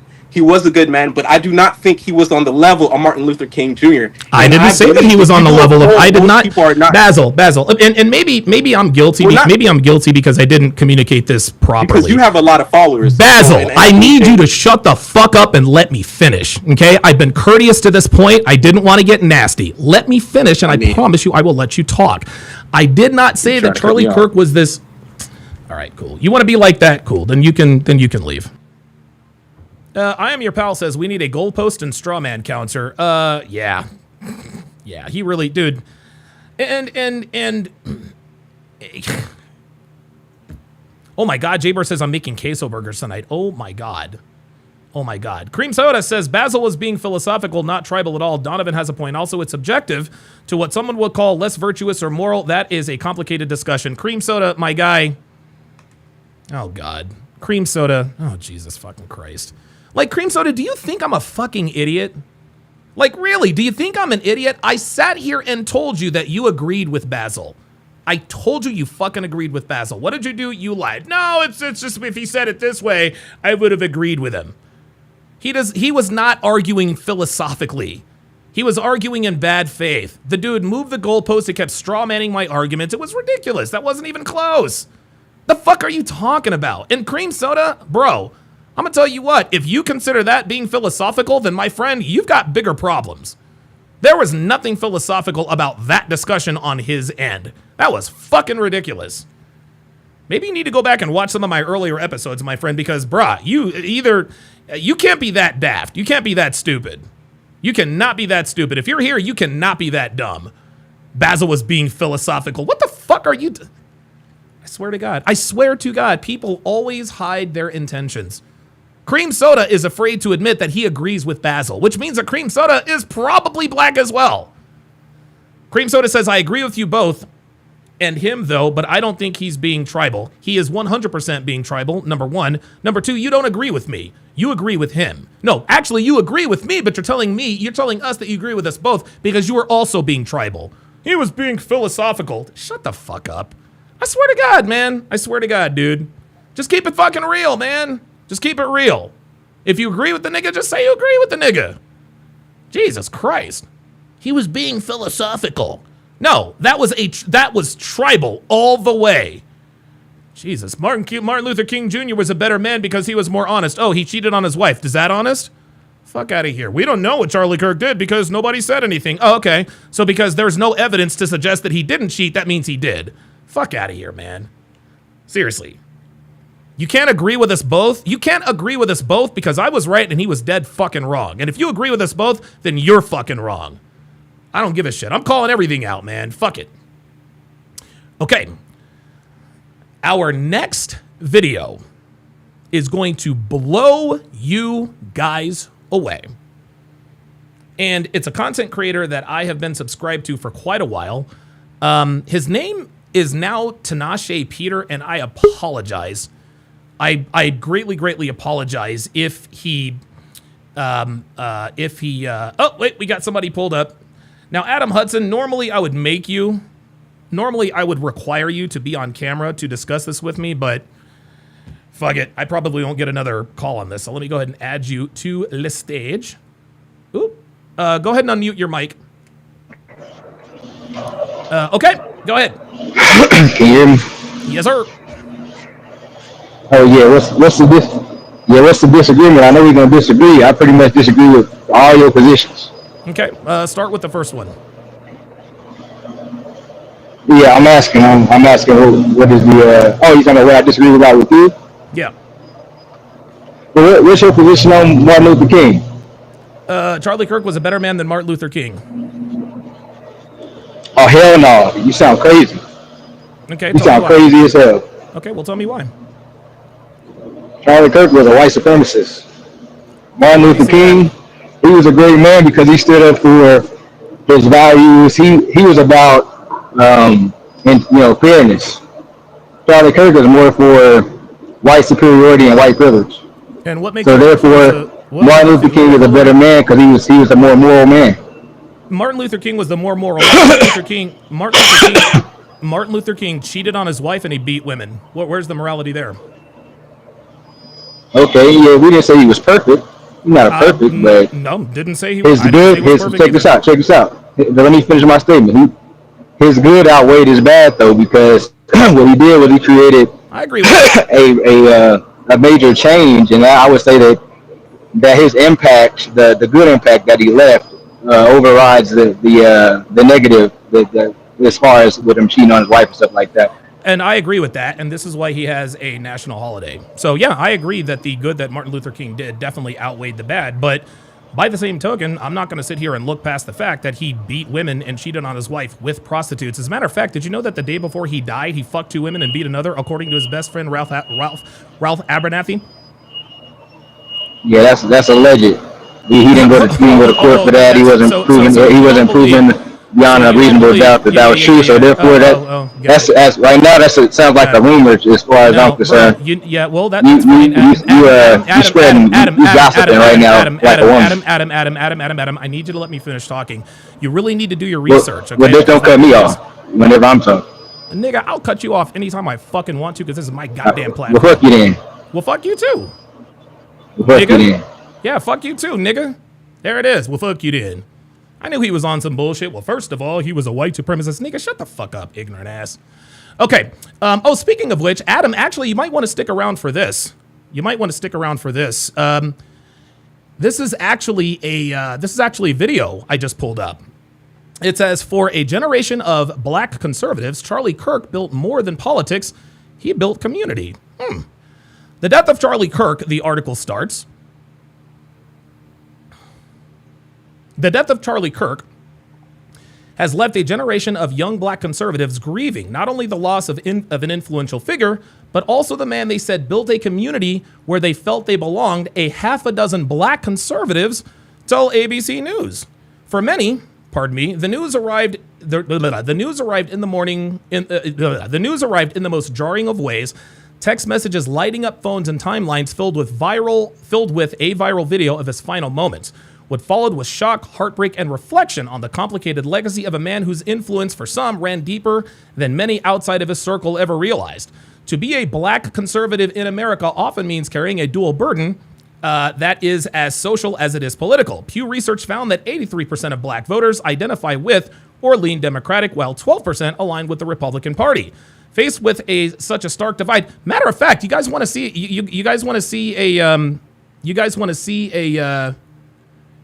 proof of Charlie Kirk's white supremacy? Let's take a look at Instagram.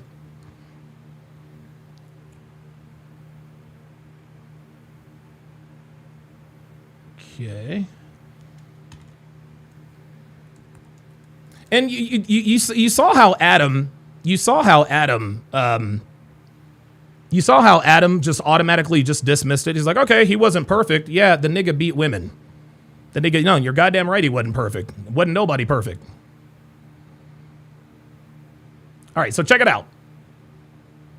White supremacist. So this is Charlie Kirk, the white supremacist, talking to 400 black people being treated like royalty. This is off of Amir Odoms. Listen to this. Being treated like royalty. And he has nothing but that to say. Are you kidding me? Are treated like Medal of Honor recipients. Because y'all are, by the way. You are heroes for what you're doing. Because you see the backlash. Exactly. You read the comment section. Guys, this is him talking to 400 black people. On the CNN live feed, what they're saying about you, how much do they get paid? That's what they're saying. Where did they find these people? Wow. I didn't know that Craigslist existed for paid actors for Trump rallies. But guess what? There's nothing more real than you. Yeah. Because it's so hard.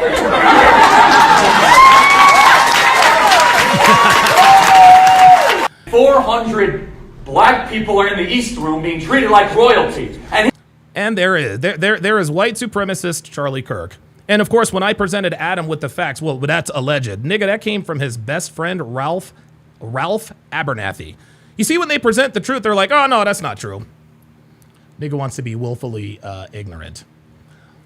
All right, now we're going to get into the, we're really going to get into the nitty gritty now. The name of this video is entitled Charlie Kirk Was Everything MLK Wanted to Be. The name of this content creator, and I highly suggest you absolutely, positively have got to subscribe to this guy. You've got to subscribe to this guy, okay? Dixie says, does Donovan consider himself conservative? Come on, of course I do. Is Dixie, are you Pixie? Yeah, Fred Casilla says one of Charlie Kirk's best friends was Candace Owens. Yeah, they'll say that he was a white supremacist. They'll say that she was a white supremacist too. You guys absolutely need to subscribe to this channel. It used to be called Aquarius Wave. Sean Moore says he loves this channel. This dude is a fucking rock star. He is absolutely a rock star. Love this dude's channel. This guy speaks common sense. This dude here is a real one. But he goes now by Tinashe Peter, and I hope I am pronouncing that correctly. Because I know about the singer Tinashe, but I don't know if that's how he pronounces. I don't know that he pronounces it. I don't know how he pronounces it. Anyway, this video is going to absolutely blow your socks off. Take a look. Liberals have been triggered by the comparison between Charlie Kirk and Martin Luther King. And the reason they've been triggered is because essentially they've been brainwashed, conditioned, and some of them probably even possessed at this point with their racial idolatry or this fixation on identity politics, right? How dare you compare this white man to our black excellence? Yet ironically enough, I would dare to say that Charlie Kirk was a far better man as far as who he was, how he moved through life, the sort of values that he actually upheld and kept. I believe he was a better man than Martin Luther King. What? And, you know, How again, because King was essentially created to be this martyr of sorts, it's so hard to see a Charlie Kirk because of how recent his assassination was. Yo, Pixie, like, if this really is Pixie in the chat, like, you need to be the fuck out of here. Pixie, I want nothing to do with you. Like, matter of fact, fuck out of here, man. Just the nickname people call you? Yeah, bitch, you're out. Fuck you. I want nothing to do with Pixie's dumbass. Fuck out of here. To see him in the very same light as an MLK. But I feel that I found the best explanation I possibly can from a very well-versed brother on basically bringing this full circle, right? Again, and I stand on what I stand on. Charlie. Adam, nigga, get the fuck out of here. Get the fuck out of here, you dumb nigga. All you want, dude, you're, yeah, there it is. You're fucking drunk, you're high, you're fucking smoking weed. Nigga, I got nothing to say to you. You're ignorant. You're a nigga. You are what's wrong with this country. You are what's wrong with this country. The black fatigue people are talking about, that's you, Adam. Can't speak a lick of fucking English and you sound like you've been smoking weed for 3 days. Fuck you. Kirk, the way in which he lived his life was a greater example of how to live than even an MLK. And so it is no coincidence that we are having this massive sort of revival. See, Adam took the L. Adam took the L, so he keeps trying to get back in here and get the W. Nigga, you got exposed. You're a dumb nigga. Fuck out of here. That is taking place in this country. This galvanizing of the young. Can you spell supremacist, Adam? And the old. And that probably wasn't his name. His probably name was like Jaquan Travius or some shit like that. Coming together because of this one man and the legacy that he left behind. Though it wasn't based in policy like the Civil Rights Act, I think it is in something far greater. So, in saying that, let's go ahead and get into this. Listen to this. To put King and Kirk. And I'm going to tell you what, I'm going to tell you right now, this nigga right here is a real one. Kirk on the same footing is an erroneous thing to do. While Kirk actually lived out the values that he talked about publicly, Dr. King did not. We know that Dr. King was involved in orgies, he liked to sleep with prostitutes, and that according to his best friend Ralph Abernathy, he even beat up a few women. While his best friend Ralph Abernathy, Kirk believed. And guys, this is a very, very, very important part of the podcast. This is a very important part of the podcast. If you still find yourself idolizing Martin Luther King Jr., stick around if you want to know the truth. The fundamental tenets of the Christian faith and the virgin birth, that Jesus resurrected from the dead, and the literal existence of heaven. Now, before we continue, I don't know if this is news to y'all, right? I don't know if you guys know about many of the FBI tapes and things of that nature, because obviously, like many of these, political activists, etc., he was being tracked by the FBI and probably other intelligence agencies, and they were looking for other things, but what they ended up finding was that MLK was not exactly the quintessential definition of a man of God. And let's just say there were a lot of extracurriculars taking place in those hotel rooms. It wasn't just political activism. I'll just keep it at that.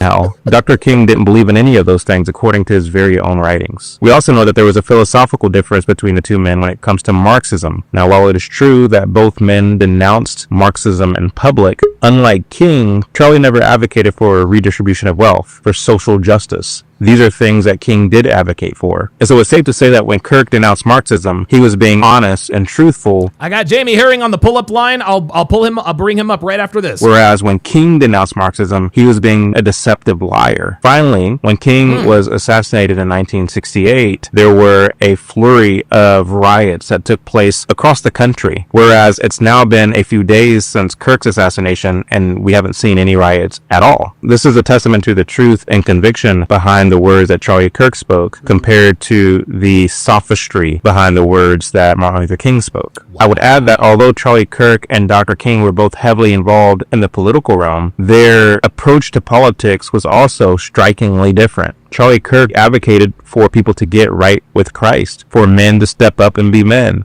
for women to be virtuous women of honor. He believed that the government has run amok and we must begin to roll back a lot of that overgrowth in order that we might get back to the true edicts of the Constitution. Whereas King believed that we should expand the role of government, that the government should have a foothold when it comes to things like housing, jobs, and wealth redistribution. The so-called ministers who have taken up the baton after King's passing are apostates, race hustlers, and opportunists. They thrive on race division and conflict. They anger their own people and keep them bitter and poor while they enrich themselves. Meanwhile, I see videos of young men in the aftermath of Charlie Kirk's death saying, I've never been to church before, but I feel inclined now to go to church because that's the kind of thing that Charlie Kirk talked about. I feel inclined to be a better husband, to be a better man, to be a better friend, because that's the kind of person that Charlie Kirk was. This is a testament to fruit. Charlie Kirk was a producer of good fruit, while Dr. King was a producer of bad fruit. None of this is to make light of Dr. King's death. Anytime somebody takes a bullet to the head or neck, it's a tragedy. And my hope for King was that he repented. But we know that the night before he was assassinated, he slept with 2 women and beat up another woman. And so it's hard to say, while Charlie Kirk took a bullet to the neck while educating college students on what is real versus what is false. Woo! Hey! That was some heavy shit. Before we get my reaction to that, let me go ahead and bring up Jamie Herring. Jamie, you got me? How you doing, Mr. Sharp? I'm doing good, man. It's been a little while. How you been? I'm fine. Yourself? I'm doing good, man. Just cooking these niggas as usual. Yeah. Keep on doing it, though, man, because the more people like you, the more better, man. I like that haircut, man. Appreciate it. Now, before you compliment me too much on my haircut, this is as long as it gets before the rest starts. So I'm starting to go thin up top, right? And this is as long as it gets before you can see the difference. So I'll probably have this tight hairline for about 3 days. Then I'm gonna have to cut it again. But I appreciate it anyway. Yeah, I'm at the barbershop Friday, which I plan on doing. You know what I mean? So it's all good. Damn, bro, you need an this, man. What you doing? I was watching your video, and this video is about comparing Mr. Charlie Kirk. Rest in peace to Mr. Charlie Kirk. By the way, I watched a lot of his content, and I just had a conversation with some Negroes earlier today, and I said that I don't care about Charlie Kirk's political views. That man had no right to shoot and murder that man, and I hope he does get the death penalty. We have a thing in America called freedom of speech, and people are allowed to express themselves whether you like it or not. Right. So they're trying to compare Mr. Charlie Kirk to Martin Luther King. So can you fill me in what the topic's about? Because I have a few things I want to add to it. Yeah. So Charlie Kirk and MLK, there are a lot of similarities between the two. They were both activists. They were both political leaders. They were both married. They both had worldwide effect. Obviously, you and I both know Martin Luther King Jr. He changed the world, man. He changed the very course. He changed the very course of U.S. history. And without people like him, without people like Medgar Evers, even Malcolm X to some degree, without people like that, the civil rights leaders of the 1960s, 50s, 60s, and 70s, it would probably be a very different world today. All of that being said, as great as Martin Luther King was, as we're seeing here, as we just heard here in the video, Martin Luther King, when he was out of the public eye, engaged in all kinds of philanderous activities. Orgies, threesomes, he had sex with prostitutes, he had a penchant for putting hands on and beating women. And when I present this to the black community, one person, both of the niggas that I talked to when I presented this to them, both of them, number one, they called into question the validity of the claim, even though we just heard that it was his best friend, Ralph Abernathy, who verified this stuff, but they just completely dismissed it. Adam even said, all right, well, listen, the good outweighed the bad. He's right, the good did outweigh the bad, but we are still going to talk about the bad. And so my position is that character-wise, influence-wise, it's MLK. Maybe Charlie Kirk, even in death, maybe he'll get to where MLK was, influence-wise, we'll never know. Character-wise, husband-wise, it was Charlie Kirk all the way. And knowing what we're finding out now about Martin Luther King Jr., it is clear that he was definitely not the man that he presented himself to be. Yes, and that's what I want to talk about. That's what I want to add to it. Okay. Because when I was growing up in school, they always presented Martin Luther King like he was just this wonderful human being, that he was a saint. He could do no wrong, right? And as I got older and I started digging into this man's life, you are correct. This man definitely has some character flaws, though, right? I'm going to tell you a story, right? I heard. Okay. I heard a story. This is allegedly, okay? Okay. That some guys that he was hanging with raped a woman. Oh, no. And he was there when it happened. Now, did he participate in the rape of this woman? No, he did not. But he stood there and allowed these men to rape this woman. We don't know if it was a white woman or a black woman. It doesn't matter what color she was. It was wrong, right? Right. Yeah. Agree. But yeah, so that's one story I heard. He was married to, what's the woman's name? Coretta Scott. Coretta Scott. Coretta Scott. That's correct. Scott. And yes, he definitely engaged in adultery, infidelity, and also heard stories that he used to compliment Jackie Kennedy. And he used to give her compliments. Somebody, she had a fat ass, and he used to compliment John F. Kennedy's wife in a very sexual manner also. Hold on, let me stop you right there. Yes, sir. Did and I don't know, maybe you know, did Jackie O have cakes? Like, I'm just asking for a friend. Did Jackie O have cakes? Yes or no? I never looked at her like that though, but she was a pretty decent looking woman. Okay, and I'll let you go on here for a second. We know Marilyn Monroe had cakes. You think you think Marilyn Monroe fucked niggas? Like, you think? You know what? The story I heard about Marilyn Monroe, the story I heard about her was she was not a racist at all. No, of course not. She wasn't a racist. Marilyn Monroe was actually a good person. Yeah, she was a absolutely. very promiscuous woman. She fooled around with JFK. John F. Kennedy, and she was married to Joe DiMaggio from the Dodgers. She was involved with I think when the mafia dons. I think it was name was Sam Giancana. Yep. I think she had a memory. friend with Sam Giancana. Yep. But she supported the civil rights movement. Believe it or not, a lot of people know about Marilyn Monroe. She supported the civil rights movement, and she was also a big fan of what's that woman's name? She had that song "Unless My Life." Oh my God! If you hadn't, I've got the tune in my head right now. Her name was Ella something. Beyonce portrayed her in the movie. Ella. Oh my God. Damn! If you hadn't asked me, I probably would have been able to say. But I know. I forgot the woman's name. Yes, though, the Yankees, not Dodgers. Monroe, Yes. Marilyn Monroe was a big fan of her as well. So okay. She was a good. She had her character flaws though, but she was a good person. From the stories I've heard about her. But getting back to MLK, Etta James, that was her name. Etta James, yes, that's the woman's name. Marilyn Monroe was a big fan of her. But getting back to MLK, yes, he definitely was having sexual relations with white women while he was supposed to be married to his black wife. Right. And what else I heard about Martin Luther King? And then they supposed to have some video footage that's supposed to be coming out in the year 2017. Yeah. And it's going to explain and expose who Martin Luther King truly was in his personal life. Right. And then, J. Edgar Hoover, he was investigating. J. Edgar Hoover had dirt on everybody. J. Edgar Hoover got dirt on everybody. Yes, he was investigating Dr. King for years. Absolutely. And he had all kind of info on MLK.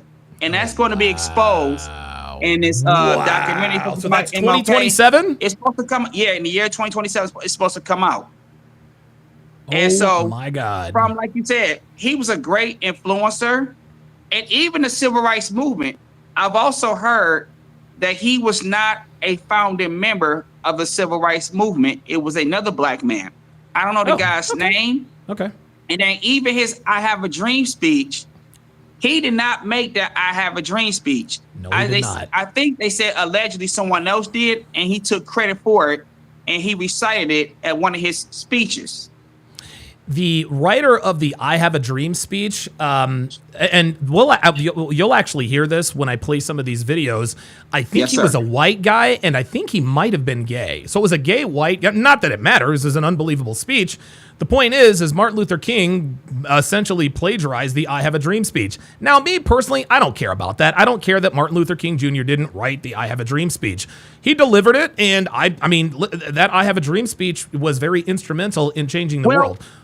Okay, with Mr. Sharp, I'm gonna have a little disagreement with you on that. Okay, and I'm gonna tell you why, my friend. Okay. I have a disagreement because if you're plagiarizing somebody else's work, it shows a lack of honor and integrity that you have for trying to take credit for somebody else's work that's not yours. That's fair. I respect men that when you create something, it is yours that came from up here and in here.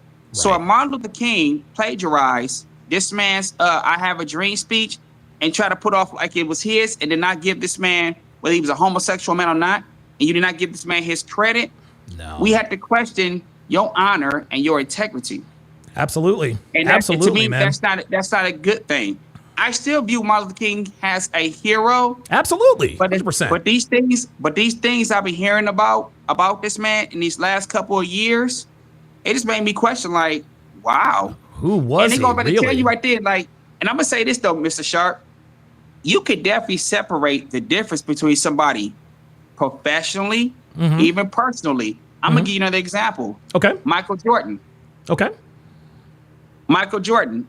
I have the utmost admiration for Michael Jordan for what he has achieved and what he has accomplished as a black man, a dark-skinned black man, like in America. When you talk about the 90s, you have to talk about Michael Jordan. Oh, hell yeah. Hell yeah. But I was not a Michael Jordan fan growing up. I actually rooted for the Indiana Pacers in the 1998 NBA semifinals to beat the Bulls. Even in the 1998 NBA Finals, I was going for the Utah Jazz. Damn. And then when I started learning about Michael Jordan personally, he had a gambling habit. Yes. He punched teammates. He also was married with 3 children. He cheated on his wife. Juanita. And he also was involved with a white woman who tried to pin a baby on him. Now, it turned out the baby was not his, and he got a restraining order against this woman. And he was very nasty towards his teammates. He punched Steve Kerr in the face. Yep. During a basketball practice. Horace Grant despised him. And he's I did not know that. Yeah. Horace Grant cannot stand the guy. He wants to fight him. Okay. And then Michael Jordan's also a hypocrite because how are you going to criticize in your documentary, The Last Dance? How you have the audacity to criticize Scottie Pippen, who was your best teammate, about him being selfish because he was upset with Phil Jackson that he wasn't able to take the last shot, and the last shot was given to Tony Kukoc, which was the right decision. Yes. You didn't even play. You didn't even play in that series. You wasn't even in the NBA. You was playing baseball with the Chicago White Sox. that was 90. Yeah, that was the 94 season. Right. So why would you speak on something that you were not even there? And that's what Horace Grant had pointed out. Then number one, you got mad at Charles Barkley because he criticized you because your mismanagement as an owner of that NBA franchise, the Charlotte Hornets, right? Yep. Now, to be fair to Michael Jordan, Charles Barkley was definitely wrong for throwing his best friend under the bus and criticizing him. He should have called that man personally and maybe give him some advice on how to better management the team and how to seek out better players so they can contend for a championship in the future, how to rebuild and stuff like that. Charles Barkley should not have threw his best friend under the bus. That makes sense. And I definitely understand where Michael Jordan coming from, why he does not talk to Charles Barkley anymore. But my point of contention is this, though, right? You can't get mad at Charles Barkley for him criticizing you publicly, right? Sure. But you go criticize Scottie Pippen publicly by saying that he's selfish for choosing to sit down for the rest of the series because he didn't take the game-winning shot when you were not there in the first place. Yeah, he didn't know anything about that situation. I remember Michael's exact words where Scottie was wrong for that. Pippen look bad with your documentary series. That was wrong. Yeah. So even R. Kelly, right? Oh my God. I love R. Kelly's music. I listen to a lot of his R&B music, but personally, he was a degenerate. You heard his story about how he urinated on a 15-year-old girl. Bro, we all saw the video, man. We all saw the video. What I mean? So I'm saying, my point is this: you could definitely separate the difference between somebody professionally, and personally, right? Okay. And I learned from a young age, and I tell younger people this all the time: don't never worship and idolize celebrities. Anybody. Celebrities have their flaws. They make mistakes. They're human. They have their shortcomings. Celebrities are still human beings. Don't never worship and idolize celebrities. I do not worship or idolize celebrities. I never will. I can respect them, have a deep admiration for what they achieve and what they accomplish professionally. But personally, it depends on who you are. If you're not a person of righteousness, if you're not a person of virtue, good character, moral character, human decency, and you have no type of ethics or etiquette about yourself personally within your character, who you are, that makes you a good person. Because at the end of the day, money, wealth, and status does not define who you are. That's right. Personality, attitude, behavior, and character, those are the 4 things that define who you are as a person, whether you are a man and a woman. That's so right. It's good that we'll find out more things about Martin Luther King, about his personal life, to show you, even though this man was a hero in the Black community and American hero as a whole, this man was not without his flaws. And I'm going to leave it there. Jamie Herring, dropping the knowledge as usual, man. Thanks for coming up. I greatly appreciate that. Yeah, man. And I think we're all old enough to understand the doctrine of you never really want to meet your heroes because you're probably going to be disappointed. You know, you're probably going to be disappointed. This whole Martin Luther King thing, like with all of this stuff coming out, it's like we know that there are people with skeletons in their closet, but goddamn, that's a dude. Like, okay, all right, so you like to fuck prostitutes and this and that and the third. Say whatever we want. Okay, that's fine. But dude, putting your hands on women? Like, bruh, come on, man. You got to separate the art from the artist. Let's go to Chad. Let's go to Chad O. Johnson's YouTube channel. And now I have not watched this video. It says, why Charlie Kirk and MLK are not the same. Let's take a look and check this one out. Saying that Charlie Kirk was our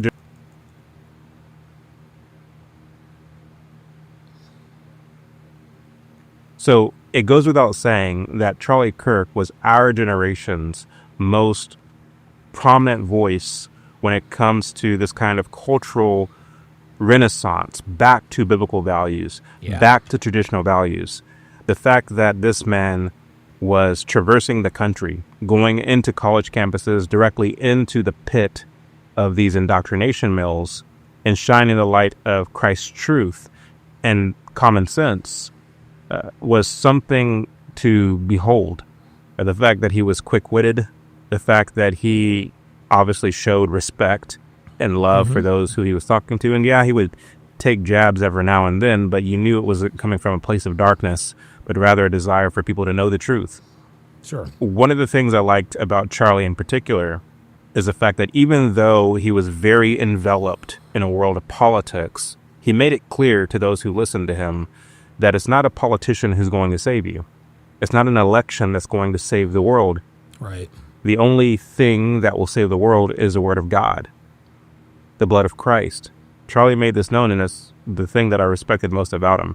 I personally didn't know Charlie. I met him twice at a couple of events, but I wasn't personal friends with him.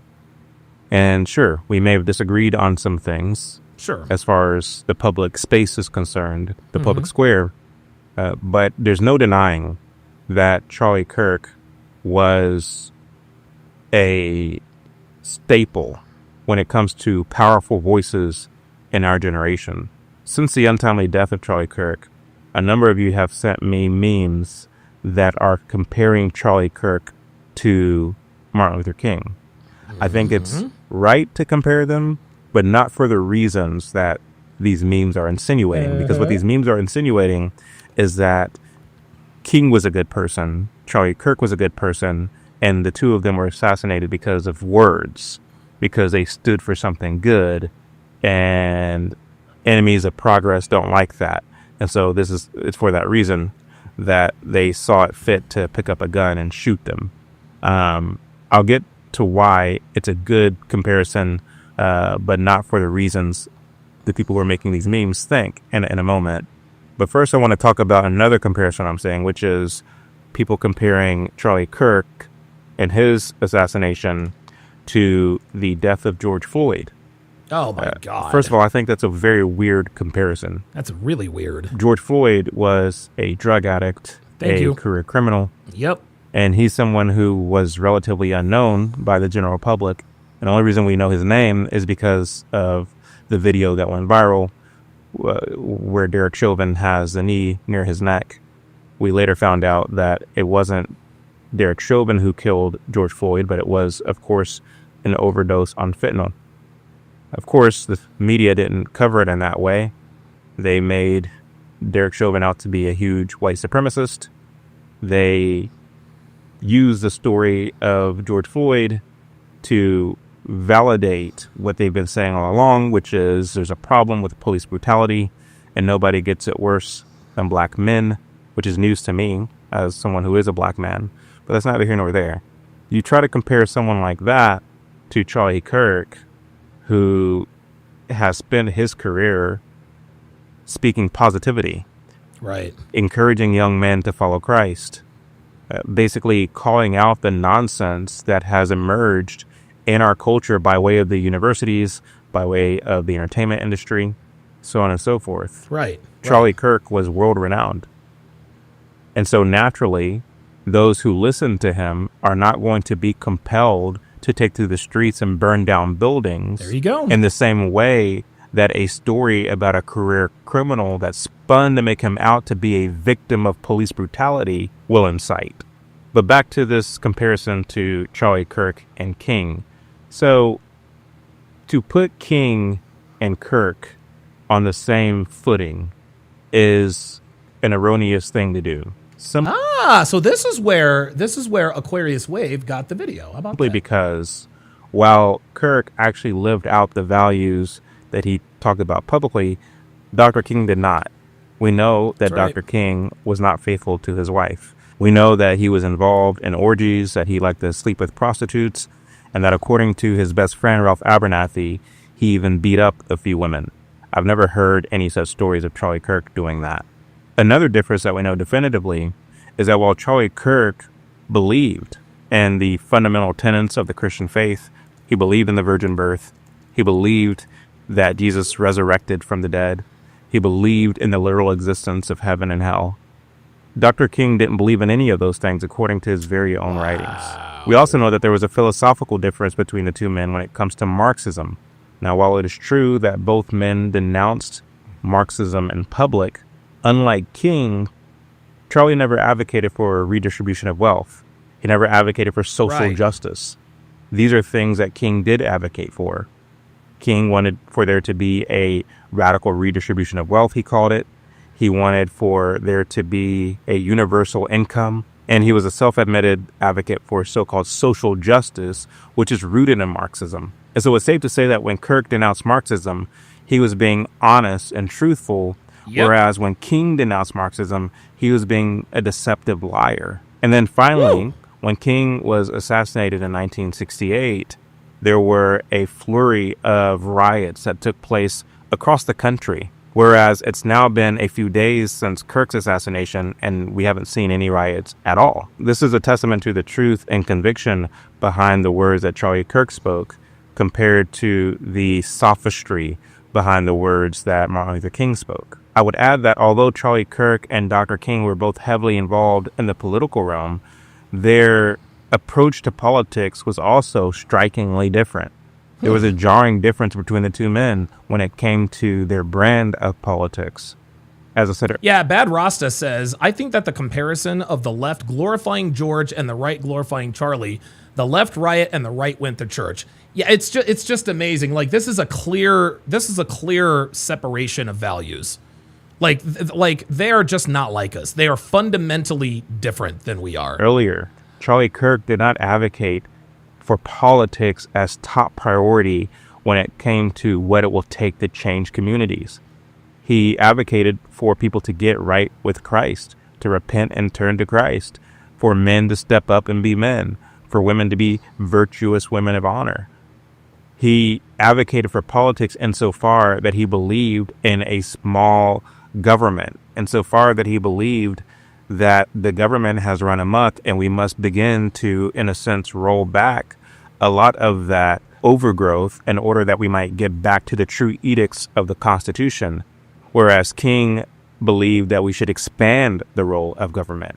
He believed that the government should have a big government. That is definitely left-leaning foothold and be a fixture when it comes to things like housing, when it comes to things like jobs and wealth redistribution. Again, King was a socialist, so it would make sense that he would want government to be heavily involved in those matters. The so-called ministers who have taken up the baton after King's passing are apostates.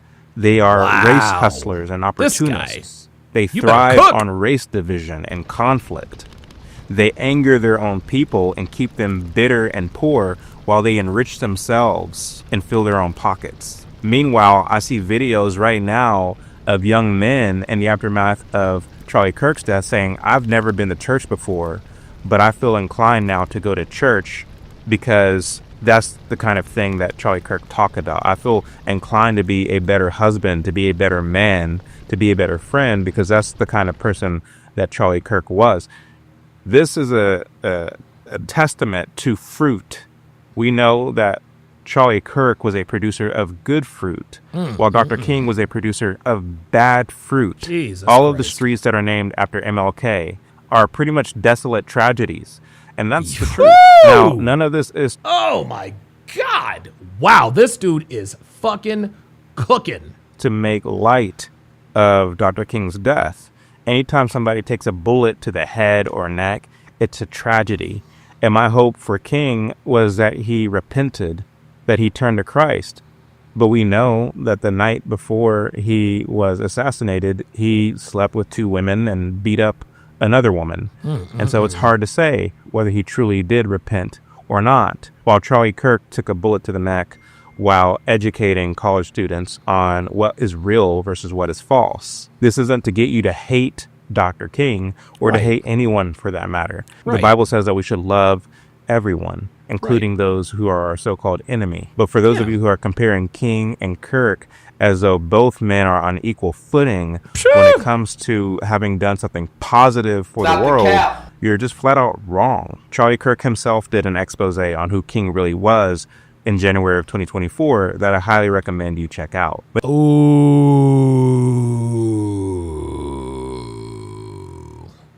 There it is. So Charlie Kirk called out Martin Luther King, and that's probably where a lot of these niggas get their white supremacy narratives from. Anyway, that's my response to the whole Charlie Kirk and Martin Luther King comparison, and I hope it's been of some value to you. It Until next absolutely time. has. Yeah, this guy's name is Chad O. Johnson. Chad O. Johnson. Subscribe to this dude. Subscribe to this dude, man. This dude is a real one. Guys, I gotta tell you, man. I gotta tell you, dude. It is so like that. I think one of the coolest things. I think one of oh boy. Hang on, guys, because the sound is way off. Hold on. Oh, boy. Oh, man. I must be overloading my computer right now. Oh, no. Yes. No. No. Yes. Huh. Oh, boy. All right. Holy moly. Okay. All right. Okay, so I'm a little bit behind. Aaron says, unblock me. Sam Sharp. I'll debunk all of your low IQ talking points. Aaron, you're a dumb nigga. Okay? You're like Aaron. Aaron, my guy, I want you to understand something, Aaron. I want you to understand something, Aaron. You are the epitome of what we detest here in America. Like seriously. You called up, you sound like you're smoking weed, you sound like you're walking down the street, and you want to talk about me being all my low IQ talking points? All you want to do is come on here and talk trash and call names. You don't want to listen to me. All you want to do is argue. All you want to do is argue, and I'm not going to argue with you, bruh. I'm not going to argue with you. To be honest with you, you're too fucking dumb. I'm just going to be honest with you, Aaron. You're a dumbass. No, I'm not going to let him pull up.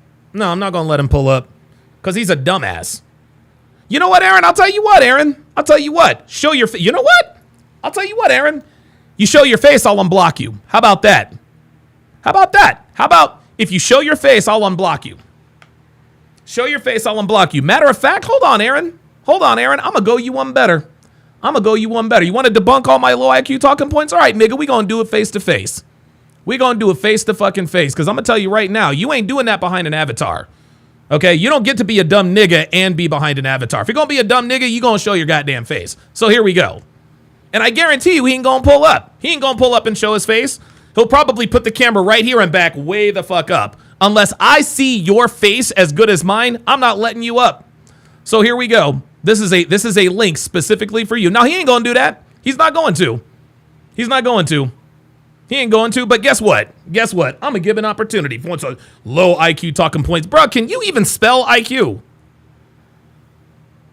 Like, dude, I've talked to some dumb niggas in my day. This dude was fuck. Well, first of all, Charlie Kirk was a white supremacist. Nigga, you can't spell supremacist. You can't spell supremacist, but that's okay. In case I'm wrong, Aaron, why don't you bring your bitch ass up here? There's the link. There's the link. There's the link. And when you pull up into the studio, I need to see your face. And I'm telling you right now, don't try no slick shit. Don't try no slick shit. Don't try to come on the camera and then disappear. Nah, bruh, I need to see your face, because as soon as your face disappears, so the fuck do you. So the fuck do you. My dogs are downstairs going crazy. Aaron says, I'm smart enough not to side with the enemy. You just mad you fell off. The reason you fell off is mainly because you have no character. You are a traitor to your own people, and your girlfriend is gross. Wow, you just hit all the marks there. Number one, you people, I don't associate with you people. I'm not a traitor to my own people because the black community is not my people. I don't run with you niggas. I'm sorry. I don't run with you Negroes. You Negroes are not like me. Skin folk don't mean kinfolk, nigga. Number one. Number two, does your girl look like this? My girlfriend is gross, number one. Number two, she's my wife. Right? Not just my girlfriend. So you think this is gross, huh? You think that's gross, huh? You think this is gross, huh? Yeah, all right. All right. Aaron says, let me get comfy. I'll be back. All right, so I'm going to go ahead and ban your ass, and I'm not going to talk to you again until I see you. Until I, and bruh, I'm going to give you a time limit too, nigga. I'm not going to sit here and wait on you, bruh.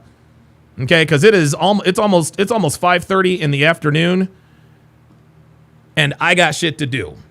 So I'm gonna give you 10 minutes, Aaron. If you're not here in 10 minutes, like, I'm out. I'm not doing this. So your ass needs to be on camera. Let me get comfortable, nigga. Just get on the goddamn camera. Jesus fucking Christ. All right. Yeah, I know. T Drilla says he was trolling for reaction. I know he was. But shit, nobody, I mean, hell, at least he was bold enough to pull up. I mean, he didn't want to show his face, but shit, man, niggas are cowards. Niggas are cowards. The last video that we are going to react to is by Vince Everett Ellison. And 1 year ago, he dropped this video entitled Shocking, Proof Martin Luther King Was Not a Christian. I'm going to go copyright style, and let's get started. On the Vince Everett Ellison show. Yeah, we're going to deal with it today. I'm going to prove to you today on this show that Martin Luther King Jr. was not a Christian. Yeah. We're going to get down with it today, y'all. I want you to like, subscribe. I want you to share this because there are going to be a lot of people that's going to want to block this one. But we're not going to allow it. We're going to prove today that MLK was not a Christian. Today on the Vince Everett Ellison show. Let me speed this up. All right. Oh, shit. Let's get this thing started. Oh, shit. All right. Yeah. Yo, I like his energy, man. I like his energy. And we're going to talk about it today. You know, I've been nibbling around the edges on this for a very, very long time. Now I'm just going to pull the scab off. Let's I'm go. Gonna stop playing. Let's I'm get going to stop y'all drinking. And we are going to get down to it. So here's the fundamental question we're asking today. And I'm going to answer it as plain, so plain that a child can understand it. So plain that a fool can understand it. Question. You better tell was him. Martin Luther King Jr. a Christian? Answer. Hell no. Oh, shit. Oh. God damn. All right. You didn't get nerve to say that, did you? No, I didn't. Well, just in case you didn't hear me, let me say it again. Was Martin Luther King Jr. a Christian? No. Answer. Hell no. Yo, I like this dude already. Uh-oh. You all right?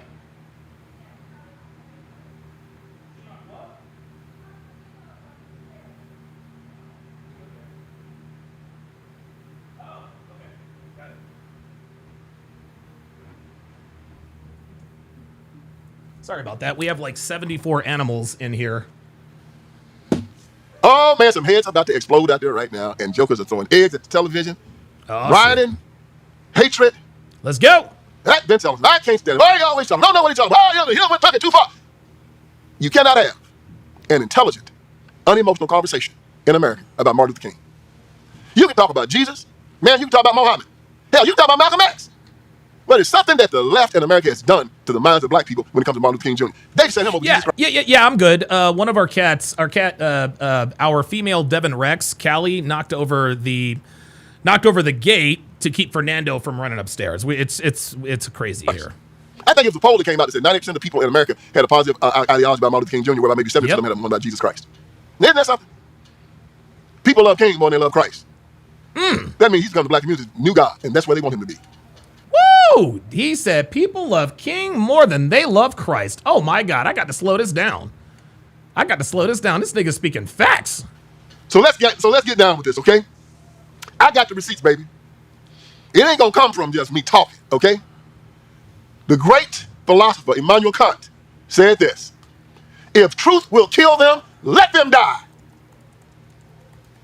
So for all of y'all that don't want the truth, for all of y'all that got this cognitive dissonance in your head now, where I don't want to hear the truth, I can't take the truth. See, that's exactly what it is. That's Basil Denson. That's Adam, whatever the fuck his last name is. That's all you niggas in the chat. I don't want to know the truth. That's what it is. Turn off the TVs.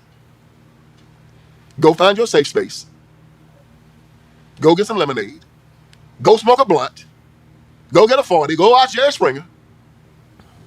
Go somewhere comfortable. Because you're not going to be able to handle this. Are we ready? Let's go. All right, first. Get Picker says, hello. I'm already picking up on troll. I think Get Picker might be a troll because very rarely do people come in with non-nefarious intentions who say, hello. It looks to me like you're testing the chat to make sure you can chat. Stay tuned. I want y'all to know that everything I'm getting ready to tell y'all about Dr. Martin Luther King did not come from me. I was 4 years old when he died. Never met him, never had a conversation with him. Ever. What I know about King came from basically 5 sources, all of them preeminent sources, okay? One is Bearing the Cross by David Garrow. He's a socialist, a Democrat, King scholar, all right? Another one is Parting the Waters by Taylor Branch. He's also a Democrat. He's a Yale graduate, Bill Clinton's roommate at Yale. Damn. Both of these books won Pulitzer Prizes, which means they was the best books written during the year that they were written. Okay, all right. Pulitzer Prizes, all right? So this ain't just some crap that's been written. These guys did their scholarship, okay? Then Get Picker wants to know why. My question is, am I wrong? There was The Walls Came Tumbling Down. This was written by Martin Luther King's best friend, Ralph Abernathy. All right? Told you. The guy that took over the SELC after King died. Ralph Abernathy. He wrote And the Walls Came Tumbling Down. And then there's a book by Jonathan E.I.G. called King. Just came out recently. All right? And then there are the tapes left by Jackie Kennedy. That's John F. Kennedy's wife. She's the first lady of the United States of America. And she wrote about... Get Picker says, I can't say hello. You just did. Some things that her husband told her about King. And so they wrote a book about maybe 10 years ago, and she had her statements about King. So everything, all right? And then I look at King's writings. I hear speeches, and all of it comes down to a basic concept. Yeah, Big Said says they also ask why. Yeah, I don't know. So far, Get Picker, you looking like a troll, bruh. You looking like, why am I a troll? I can't say hello. And that is that he was not a Christian. Now, where do I go? How do I come to that conclusion? I deal with 4 basic areas. I deal with what he said and what he wrote. 1. Number 2, what he taught. All right. Number 3, how he lived his life. Yes, sir. And number 4, the fruit that he bore. Oh, shit. As Jesus said, when they asked him, how you know a false prophet? He said, you know him by the fruit that he bears. Oh, shit. That's what he said. I didn't say it. Jesus Christ said. All right, let's deal with that. Now, I want to deal with 3 gentlemen who just recently wrote some things about King. One of the gentlemen's name was John Piper. John Piper is interesting. John Piper's a theologian, and he was at one of these King seminars. And he talked well about King, but then he said something that was interesting, got a lot of people's attention. He said the King was not a Christian at the conference. And this is what he said. He said, the sin of another young Southerner, aroused and shaped by the toxic, modernist, skeptical air he breathed at Kozer Theological Seminary. That's where King went to school. Piper said King was blinded to the truth and the beauty as Christ's majesty as creator of the universe, blinded to the glory of Christ's grace and suffering, imputed guilt from others, blinded to the all-encompassing authority of Christ that he received when he rose bodily from the dead. In his early 20s, Martin Luther King Jr. turned away from these great objective biblical realities. And you can read about it with sadness in many of his papers in those days. Dude, I did not know that. I did not know that. Oh my god, dude. Piper added, I don't know if he came home.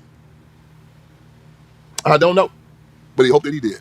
Well, oh shit. John MacArthur kind of said the same thing. They asked John MacArthur, he's a theologian, about King. MacArthur said no, King was not a Christian. Because King denied the deity of Christ. He denied the resurrection. He denied the virgin birth. That was interesting. Now, all y'all can look this up. John MacArthur, what he said. I'm not going to spend too much time reading this stuff because it'll get boring and it'll get redundant because I all said the same thing. You can look it up yourself if you don't believe me. Like I say, look it up if you don't believe me. Then you can look at what Virgil Walker said. And Virgil Walker is a preeminent scholar.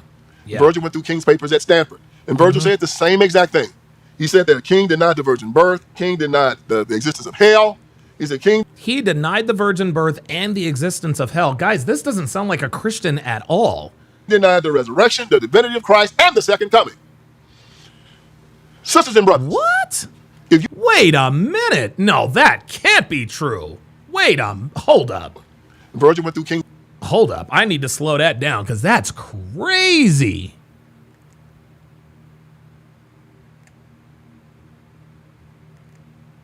Papers at Stanford.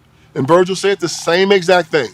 He said that King denied the virgin birth. King denied the existence of hell. He said King denied the resurrection, the divinity of Christ, and the second coming. Oh, my God. Sisters and brothers, if you deny all three of those, you cannot be a Christian. Jesus Christ. Now, I've just given you names of three preeminent scholars. And Josu Rodriguez says, yep, Donnie, that's why he lost a lot of Christian support. This is incredible. And you know the funny, you know the interesting thing is I've never researched Martin Luther King ever. I just assumed that all of the stories that were told about him were good and true and virtuous. Right? I didn't hear about the sexual infidelity shit until maybe 2 years ago. But up until then, I was under the impression that Martin Luther King was a good and just and honorable man. I knew he wasn't perfect. But like to now find out, not only did he fuck prostitutes, he abused women, and he didn't believe in the Bible. Wow, that is insane. There are more that have given documentation from King's own writings and his own speeches that he didn't believe these things. Again, he didn't believe in hell, the divinity of Christ, the virgin birth, the resurrection. No. Or the second coming. You cannot be a Christian if you do not believe in those things. Bro. Yo. How many of you guys are hearing this stuff for the first time? Get Picker says, I don't care if he bans me. Okay, great. Then I'm going to ban you and get the fuck out of here. See you on the next account. That is crazy. I had no idea. Man. And the reason I had no idea is because I just took everybody's word for it that MLK was this great human being. Ooh, so let's take that, put a pin in that, set it aside. Point one, prove it. So, damn. Let's go to what King taught. All right, that's pretty easy. Montgomery bus boycott. Conquer King Fitness says, I forgot the lady's name. Black woman who worked for the FBI and says MLK was not a great man. Whoa. This is... Black folks got mad because they wanted to set aside white folks on the bus. Bus was taking everybody to the same spot, but they wanted to set aside white people for some reason. I don't know the reason. If you didn't like how they was treating you on the bus, it would have been simple for me. I just wouldn't have rode the bus. Right. Instead, they said that we're going to use coercion, we're going to use threats, and we're going to shut you down till you give us what we want. People, that's not what Christians do. No. You change the hearts of people. You don't do it by coercion. You don't do it by threats. God. You don't do it by boycott. So they decided to boycott the bus. station. Well, the boycott didn't work. For all y'all that don't know this, the boycott didn't do it. You know what got them to allow black people to start riding the bus? The NAACP. Yeah, they took them to the Supreme Court. The Supreme Court ruled that it was unconstitutional. The boycott didn't do anything. Y'all didn't know that, did you? I know you don't believe me. Look it up. Oh my God. Yo, this is crazy. This is crazy. Guys, this is one of the very few times where I am regretting not having watched the video. This is crazy, crazy. I thought that this dude was going to talk about that, you know, fringe things that he may have said or done that might have implied that he may not be a Christian. Dude, this dude denied the virgin birth and the resurrection, didn't believe in heaven or hell. What? What the hell? The Montgomery bus boycott ended when the Supreme Court ruled that making black people go to the back of the bus was unconstitutional. So Martin Luther King's bus boycott did not end segregation on the bus. But the press gave it to King because they had plans for their boy. So King started getting hooked up with all these communists. I've already told y'all that story. Hanging out with Bayard Rustin, Stanley Levinson, Hunter Pitts O'Dell, Clarence. Robert Anderson says, I just posted a video on Discord about MLK, a deep dive. I might have to actually watch this on my own time, man. I might have to watch that on my own time, Robert, because this is crazy. Jones, all these communists, right? And they started bankrolling the civil rights movement. As a matter of fact, these atheists. Yeah, I'm your pal on the Rumble site. Said first time here. Yo. Communists started the Southern Christian Leadership Conference. Now, communism is atheism. Stanley Levinson was an atheist. Clarence Jones, all of them were. Why would atheists start an organization called the Southern Christian Leadership Conference? And why would King allow them to do that? The SLC. But they did. And what I'm your pal on the Rumble site says, I'd only heard about his Marxism, but never really worried about taking it seriously. This actually makes sense if he was a communist. Oh my God. There's no guys. Oh my God. Yo, this is crazy. Dude. What they started doing? Started going around America.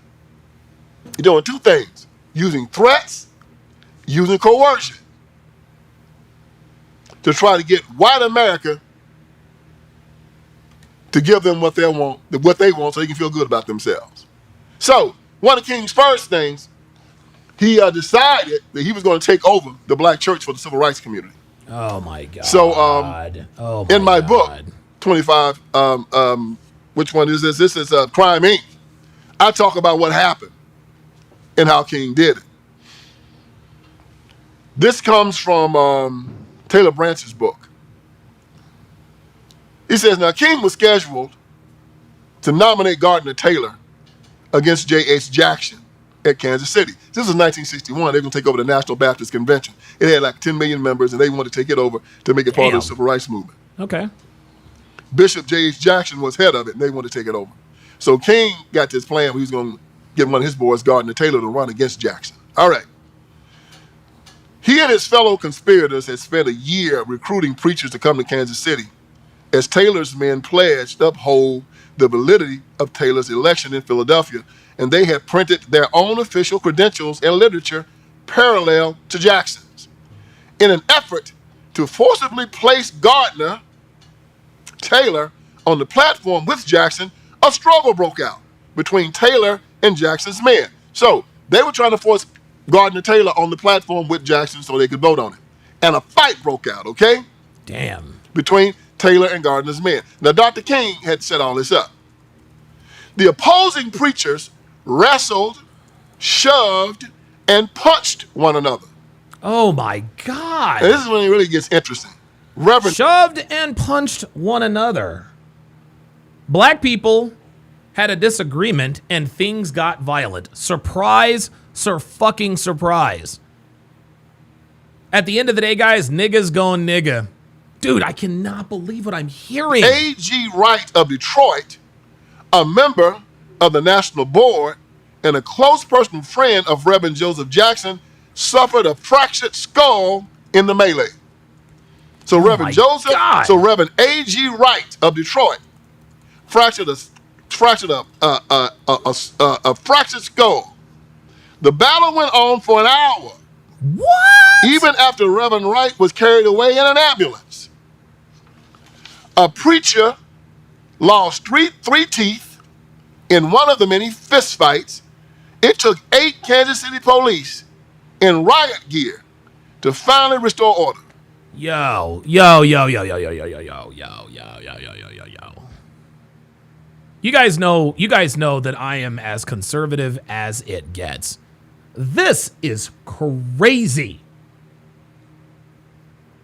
This is crazy. We got preachers knocking each other's teeth out? I thought we were supposed to be Christ-like. Reverend Wright died 2 days after his assault. Reverend Jackson blamed Martin Luther King for Reverend Wright's death and excommunicated King from the National Baptist Convention. Wow! Whoa! What the hell? Yo, what, guys? Why have we not heard any of... Guys, I have not heard any of this. This is crazy. Yo, this is the craziest thing I've ever heard.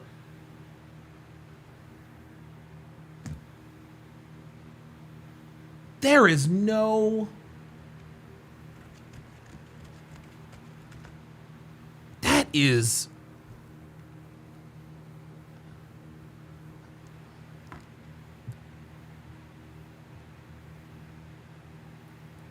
Yo, this is, oh, hey, Chester.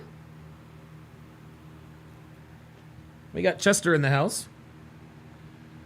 I cannot believe, what are you doing? Oh, never mind. I cannot believe what I'm hearing, guys. Max says he's not surprised. Dude, I am.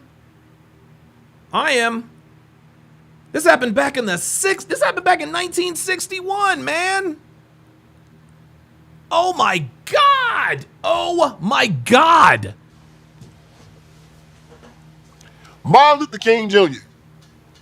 Non-violence with the white folks. Oh. Fighting like a crazy man with his brothers. My God! Killed a preacher on the floor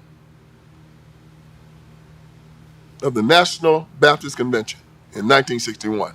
Wow. Knocking folks' teeth out, raising hell, ambulance, police. Jesus Christ. Oh, yeah, he'll fight black folks.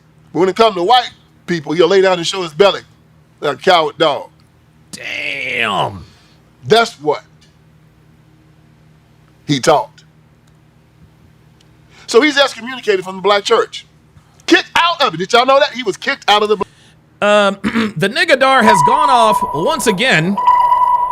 The Nigadar has gone off once again. Master EBX appears to be on the Nigadar. So shout out to Master EBX. He says in the hold on. He says in the chat. Okay, you might say that, Master EBX, but if you just rewind this video that you are watching, rewind it about 5 minutes, he will tell you all of the sources that he got this information from. This man is not up here lying. This man is telling the truth. This man is connected. So, again, Master EBX, another racial idolater, aka a nigga, wants to act like the guy in the video showing no proof. This is what we're talking about. And Adam, I still don't see your punk ass up in here. I thought you said you're going to get comfortable. I gave you 10 minutes. I actually gave you 20 minutes. You're still not up here. I knew you, dude. I knew you were a cowardly ass nigga. You're more than willing to talk all that shit behind an avatar, but when push comes to shove, you don't want to show your face because your ass is afraid, as you should be. Dumb niggas. Jesus Christ, man. Oh my God. So what does King do? Well, King starts his own church. That's right. It's called the Progressive National Baptist Convention. I do remember hearing about. He wanted people to still think he was a Baptist minister. So instead of just starting a whole new religion, the Martin Luther King Jr. Church, he put Progressive National Baptist Convention in front of it, and people thought that nothing had changed, nothing had happened. Yo, so he kept his position and kept his power. Work. So this is crazy. I know you don't believe me. Look it up. Martin Luther King Jr. was responsible for a fist fight, for a riot, and for killing the preacher on the floor of the National Baptist Convention back in 1961. So then he starts the civil rights movement, right? And this is where his coercion and his black inferiority really takes place. He gives his great speech, I have a dream. And what is King saying in this speech? Well, you've heard me say this before, but take it in again. He goes against the concept of us being free. Christians being free. Well, Jesus Christ said, I come to set you free. And he who the Son is free indeed. Once you accept Jesus Christ, you are free. Galatians 1:5-1 said, for freedom, Christ came to set us free. Do not submit yourself to the yoke of slavery. So y'all can just Google, what does the Bible say? Or what does Jesus Christ say about freedom? Okay, and you'll see that when you accept him, you are in fact free. But what did King say? To show you wasn't a Christian. Jesus 100 years after the Emancipation Proclamation, the Negro is still not free. He said it 5 times in the speech, we were not free. At the end of that speech, he said on some certain day we would be free at last, free at last. Thank God Almighty we're free at last. We're not free. Anti-Christian rhetoric. Number 2, he said they asked, when will we be satisfied? We will never be satisfied, not until justice rolls down like water and righteousness like a mighty stream. A fancy way of saying never. But our Bible tells us what? That if you keep your mind on Jesus, he'll keep you in perfect peace. Yeah. Dude. Peace is what Christ promises you. Club Gems with a Rock says, unblock me on StreamYard, coward. I did. Here you go, Club Gems. I'm going to send you the link and I guess this is Aaron. This is the new link, Aaron. I've been waiting on you for 20 minutes. Bro, where you at? You're going to call me a coward. You ain't pulled up, bro. Where you at? When people say Christ promises you money and cars and houses, well, tell me this, man. If that's the case, why is there so many people with money, cars, and houses killing themselves? Why are all these young men out there dying who profess to be Christian? Why are all of these movie stars and rappers and everybody getting killed and shot and committing suicide? Why did Elvis die? Why did Michael Jackson die? All these people had Jesus. Why did Biggie and Tupac die? They all said they had Jesus. They had money and cars. No, baby. You got to have peace. That means if you're living in a Adam, you're lying. You're not still blocked. I changed the studio. I banned you from the other studio. I opened up this studio. I'm lying, bro. All right, you're out of here, man. You're not. You ain't about nothing. You're just in here trying to sow seeds of chaos. Adam, you were never going to debate. You were never going to debate. All you wanted to do was come on and talk a bunch of shit and maybe say some shit on my live that was going to get me banned. But what you don't realize is that I have a YouTube representative who protects me from all that shit. So you can either pull up or shut the fuck up. Or living in a mansion. That's your peace. That's your abundance. See, this is why we know Adam. This is why we know Adam took the L. This is why we know Adam took the L. It was the same thing as what was his name? Gerald. It's the same thing as Gerald. I cooked Gerald twice in a 2-day period, and he still hasn't gotten over it. My guess is that Adam is probably going to troll me for about 2 weeks because he can't really deal with or handle the fact that I didn't really cook him. He's just sounded like an ignorant ass nigga. It's right there. It ain't material things. He never promised you that. He promised to save your soul, to have you sitting in front of him. Dude, NI3 says over 60 years later, we're just finding this out now. This is insane, man. I can't believe this. Forever. That's the deal. That's what he died for, not to get you a Cadillac. Hell, if you want a job, you get a social worker for that. These earthly things, you can get a man to give you that. Can a man give you eternal life? Adam, I need you on camera, bruh. I am not going to debate an avatar. You had your chance. No. Yeah, see, there it is. Adam jumped in and jumped out because Adam's not really serious. Adam is not serious about debating. All he wants to do is sow seeds of chaos. Ay, ay, ay. So he talks about we will never be satisfied. Dude. Not until justice rolls down like water and righteousness like a mighty stream. Never being satisfied. He said, we're going to march. We're going to do this. We're going to do that. And then he said he had a dream, but one day he wouldn't be judged by the color of his skin or his children, but by the content of his character. Trying to please man. Let me tell you what our Bible says about trying to please man. Oh my God. And not God. Y'all, this is Raw Dog says they did not teach us this all back in the 80s. Man, I'm trying to tell you. Oh my God. It's pretty interesting. Now look. I'm gonna be honest with you. The nigga in me is kind of impressed that Martin Luther King Jr. knocked the nigga's teeth out. Like, I'm not gonna lie, that's just the nigga in me. Listen, we all got a little nigga in us. But still, like all jokes aside, that is crazy. I didn't know Martin Luther King threw hands like that. Holy moly. The Bible is so clear on this. So you got so many chapters on it. Let me give it to you. 1 Thessalonians 2 and 4. Ooh, but just as we have been approved by God to be entrusted with the gospel. So Platinum Man 22 says, what exactly is being debated here? What is being debated here, Platinum Man 22, is that Charlie Kirk was a better man than Martin Luther King Jr. That's what we're debating. We speak not to please man, but to please God, who tests our hearts. John 12 and 43, for they love the glory that came from man more than the glory that comes from God. Jesus Proverbs 29 and 5. Oh my God. The fear of man lays a snare, but whomever trusts in the Lord is safe. Oh, Jesus Christ. King Life says MLK had practice with all them hoes. Man, I cannot believe this. Colossians 3 and 23. Whatever you do, work heartily as for the Lord and not for men.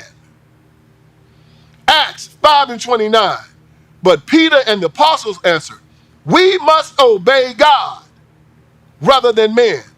Isaiah 2 and 22. Stop regarding man. This nigga's pulling out all the receipts. Nostrils is breath. For Let him know something, preaching. Is he? One last look. This nigga's preaching. One. And I like the nigga's suit too. Be honest with you. When a man's ways please the Lord, he makes his enemies to be at peace with him. I Am Your Pal makes a very interesting comment. He says, I kind of think this guy may be nitpicking because MLK framed his speech in secular and constitutional terms and less in biblical principles. You know what? I would agree with that, I Am Your Pal. But what he presented to the world was the face of Christianity. I understand what you're saying, though. Guys, there are verses after verse, hundreds where it tells us. Whoa. Wait, hold on now. Why can't I hear you, bro? We are not to be concerned. All right. Looks like my Bluetooth. Hang on, y'all. My bad. I gotta reconnect my Bluetooth. There it is. Connect. There we go. About how man views us. I'm dreaming about a day where a man will not judge me by the color of my skin. No, you're supposed to love him. If he hates you, you love him. Shit. If he does you wrong, do him right. Shit. If he does you wrong, do him right. This is y'all. This is why I'm never going. This is why I can't be a Christian, y'all. I ain't the type of nigga that's gonna turn the other cheek. Nah, that's just not gonna do. No. If he steals from you, you don't steal from him. If he lies on you, you tell the truth on him. Don't be concerned about the splinter in your neighbor's eye. Worry about the beam in yours. And this is why we're at the bottom of everything. We're concerned about pleasing man. And King told us to be concerned about pleasing man and changing government. Oh my God. Going to the government, asking them, not going to God. You see? There it is. That was the start of the EBT, going to the government and asking for handouts. Wow. How he led us wrong? He was a man of God, supposedly. He should have been saying, don't be worried about them, y'all. Please God. And everything else will work out. First put God in front. Everything else comes after that. So his teachings were wrong. Now we're going to talk about how he lived. Oh, man. Y'all don't like bringing this up. Yo, I was not ready for this. I don't like. Bad Rasta says, Fernando's upset. Yeah, Fernando gets a little testy. He gets a little testy. I like bringing this up. But Dr. King's whole life was a Diddy party. Oh my God. Did this nigga just say Dr. King's life was a Diddy party?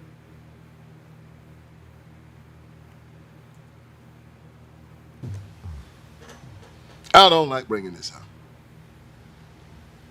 But Dr. King's whole life was a Diddy party. Oh my God. Jesus. You think Diddy was having parties. Dr. King made Diddy's parties look like you going to a convent school. Oh, boy. FBI say he had 45 girlfriends, used to be involved in orgies of up to 20 people, hiring prostitutes, buying prostitutes, drunk, smoking, fighting. Master EBX says, still not sold on this. He needs receipts. Yeah, Master, you're never going to be sold on this. That's kind of the point, Master EBX. You're never going to be sold on this, because when he does produce receipts, and by the way, all the links are in the description of that video, you can find that yourself, it's still not going to be good enough for you. It's still not going to be good enough for you. What Master EBX is going through is he's going through denial. He's going through denial. He is seeing clear. And by the way, this isn't the only dude who has pointed this stuff out. There have been many. Oh, dude, I researched this extensively today. There are many more videos like this. All these people can't be lying, Master EBX. So listen, if you think he needs receipts, they're gonna find him. They're gonna find him. And by the way, you're still on the niggadar. You're still on the niggadar, man. Wait, hold on, Master EBX, can you swim? Like, can you swim? Asking for a friend. Women. Even his friend Ralph Abernathy said that on the night right before he died, after he did the mountaintop speech in Memphis, said he had slept with one woman, had another woman at the Lorraine Motel. Her name was Georgia Powell. She was the first black female senator from the state of Kentucky. She admitted to it in her book. Then when Dorothy Cotton found out about it, they said was King's second wife, Ralph Abernathy said that they got to fight in the Lorraine Motel. He beat her up, slapped her around, and she left and went back to Georgia, and then the next day he got shot. That's what Ralph said. I wasn't there. Don't get mad at me. That's what Ralph said. Damn. I don't like to get too far into this, man. It's just horrible stuff to talk about. But our Bible tells us about how a man is supposed to act if he's a preacher. He's supposed to be sober. He's supposed to be a man of one wife. He's supposed to have his household under control. It talks about how he cannot even, it can even be misconstrued. He's involved in bad behavior. Oh, no, not Dr. King. And that's why the left loved him. Because they looked at him and said, see, y'all, this is Martin Luther King Jr. That's a black preacher. That's Christianity. It gave them some type of weird satisfaction. Yep. To see Martin Luther King Jr., Jesse Jackson. Man, they got pictures. I'm serious. They got information and pictures of Martin Luther King Jr. at the Playboy Mansion with Hugh Hefner. What? Yeah. Wait a minute. Wait a fucking minute. The Playboy Mansion? Master EBX says, how do I get a wrench in the chat? You get the wrench from me, Master EBX. And you will never, and I mean never, have a wrench in this chat. You fucking kidding me? How do I get a wrench, nigga? Wait, hold up. Really, nigga? Like, you really think you can get a wrench in this bitch? Sean Morris says, at Master EBX, I don't even have one. Actually, congratulations to Sean Morris. Hang on a second. Sean, you have been a loyal channel member. You have always been supportive. You don't bitch, you don't moan, you don't say, hey, can I get a wrench? And you've supported me for years. Congratulations to Sean Morris, TSR Tower's newest mod. Master EBX says, I'll send a super chat. Don't give a fuck. Master EBX, I'm rich. I don't need your money. What, you think you can send in a $5 super chat and I just give you a wrench so you can start deleting people? The fuck is wrong with you, man? Like, seriously? You think you can just buy a wrench in this bitch? I swear to God. How do I get a wrench so I can start banning people in this chat room on this channel that I found 10 minutes ago? The fuck is wrong with you, man? These niggas. I swear to God, man. Hugh Hefner will tell you. Hold up, man. I need to hear that again. I got to hear that again. To see Martin Luther King Jr., Jesse Jackson. Man, they got pictures. I'm serious. They got information and pictures of Martin Luther King Jr. at the Playboy Mansion. Oh, my God. With Hugh Hefner. Oh, my God. Yeah. Hugh Hefner will tell you. I got it written down in my book. King was at the Playboy Mansion, him and Jesse Jackson. And believe me, they was at the Playboy Mansion. They wasn't there baptizing nobody and trying to save no souls, okay? I can guarantee you that. Oh, man. You know what? Yo. Man, this is depressing. I don't get any pleasure out of this. Damn. Martin Luther King Jr.'s picture's hanging up in my daddy's house right now. I had an Aunt Jenny who lived in a one room, had a house with no running water and no central heat, and she had two pictures in it. And one of them was Jesus Christ, the other was Martin Luther King Jr. He was an icon. Well, this has to be dealt with. Now, why does this have to be dealt with? Black America and America's been going in the wrong direction for a very long time. Yep. And we're like people trying to swim and we're drowning. And there's a weight tied to us that we don't know anything about that's pulling us under the water. And we're flailing about and we're trying and we don't understand why we can't swim. Right. We don't know somebody's tied a cinder block to our leg. Once you understand that the cinder block is tied and you cut it loose.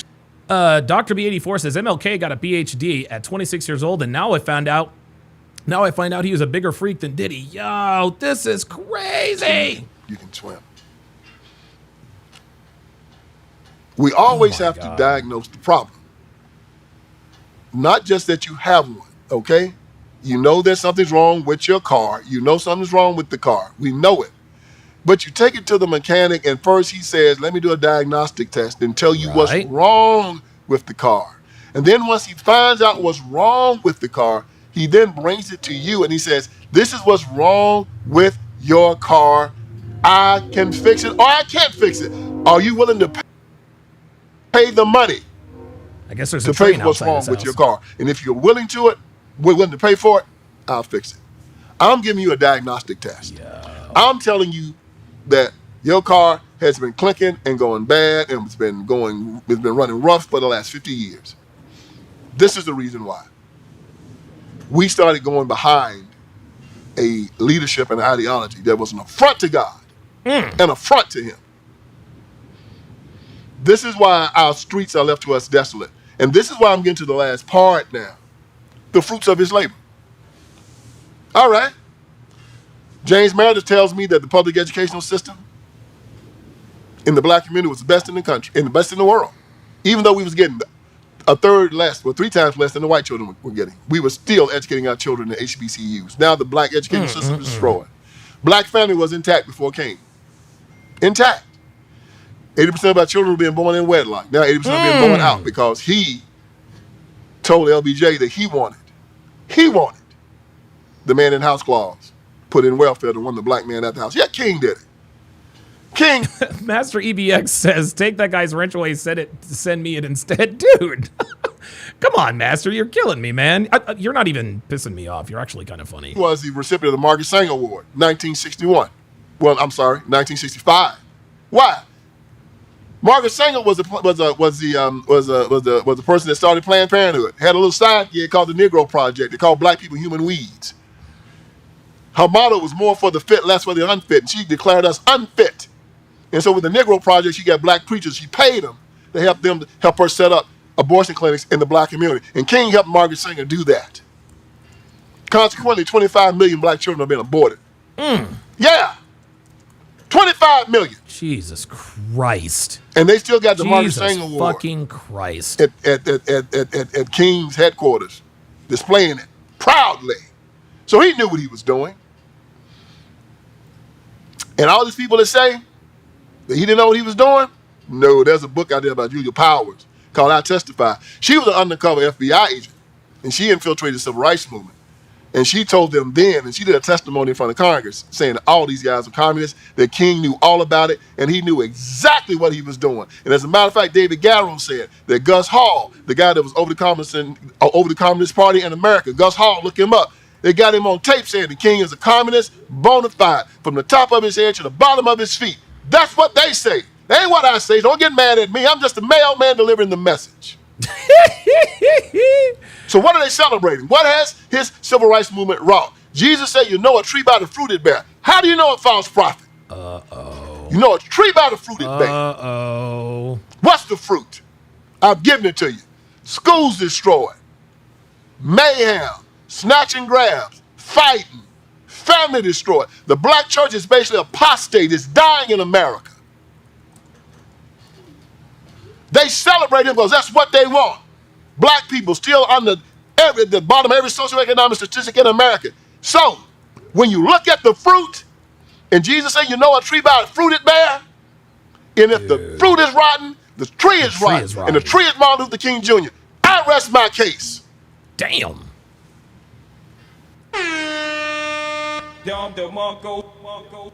Wow. He wrote and said anti-Christian things. He taught anti-Christian things. He lived in an anti-Christian way. And at the end of the day, he destroyed the black community. We have this thing called survivorship bias in the black community, where they look at the ones that did well and hold them up as paradigms of virtue and say, ooh, wasn't the civil rights movement great? Look at these black people that are doing so well. But they're the ones that done well. Go to the ghettos and tell me that. Go to Baltimore, go to Detroit, go to Memphis, go to Chicago. Real shit. And tell me that. At the very least, Martin Luther King Jr. walked around and told the world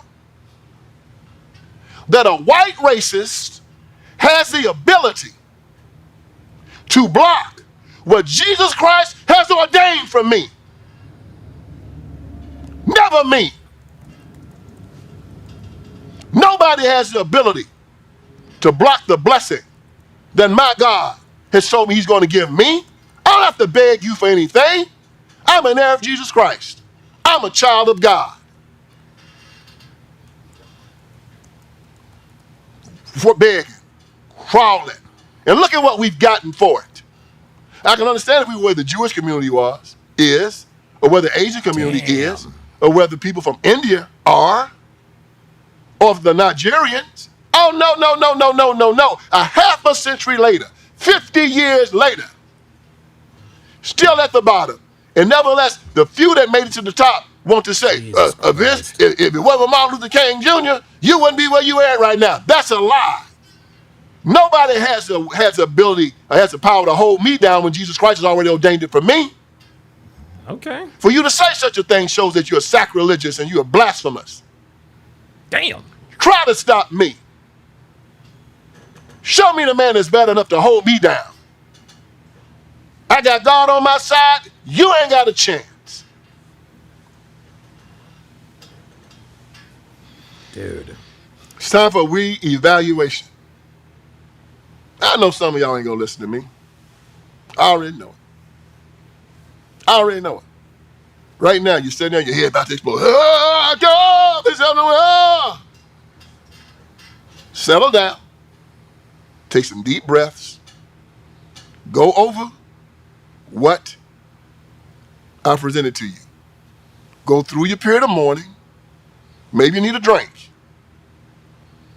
Get down on your knees and pray. God will soothe your heart. But at the end of the day, when you keep looking at this stuff, you're going to say, man, Vince was right. I might not like that dude, but he was right. Hey, man, sometimes the doctor brings you bad news. Damn. But this is the good news. You said if you stop doing all that drinking and all of that pork and all that salt, if you stop doing it today, you'll live another 60 years. Dude. If we turn around and stop following the blasphemous black preachers out there, Real not all shit. of them, the bad black preachers out there that work for the Democrat Party, that's how you know. They Democrats, they ain't no good, okay? Keep that with you. The Democrat Party black preachers, black politicians that are in the Democrat Party, and the black civil rights organizations. If you stop following them, your life is going to get incrementally better. I guarantee it.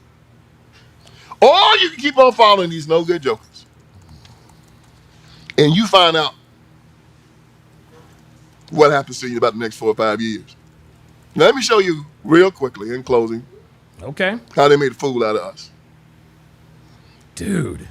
How the white people in the South were so much different in their thinking than we were. When I was a little boy, they integrated the public educational system in about 1969. Okay. My sister Virginia and my brother Bobo, Ira, had gone to segregated schools up until then. Dude, I've always liked the name Ira. My class was the first class that was going to be integrated. And we had to ride the bus with the white children. And it was a forced integration, it was a court-ordered thing. So we had a bus driver by the name of Abbott Smith. Abbott Smith was a good guy. He was a white man. Never did me no harm, never belittled me, never treated me badly at all. So I'm not trying to cast any aspersions on Mr. Abbott Smith. He was all right. But Abbott Smith was a man of his time. And Abbott Smith understood and had been watching the news and understood that black folks had an attitude if you made them sit at the back of the bus. Okay. So guess what Abbott Smith did, showing you how white people felt in the South versus black people.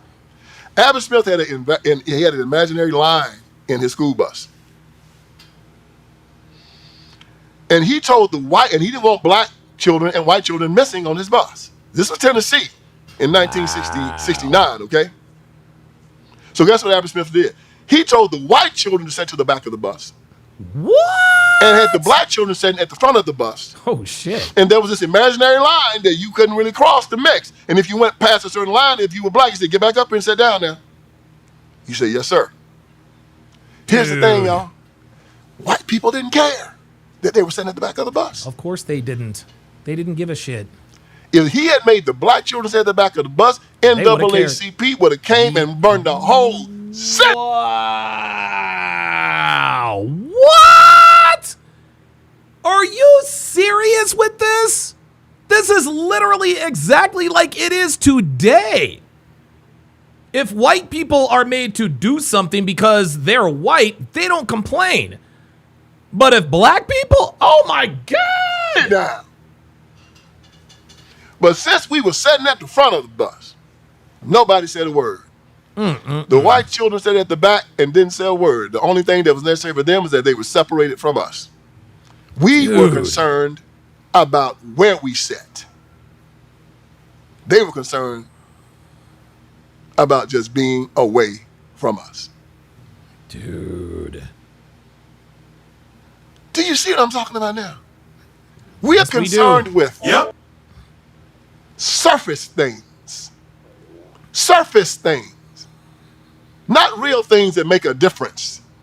He just switched places and black parents, our children sitting at the front of the bus. Now, aren't we special people? No, you still poor, you still ain't got nothing. You still got crime in your communities. But you're sitting at the front of the bus.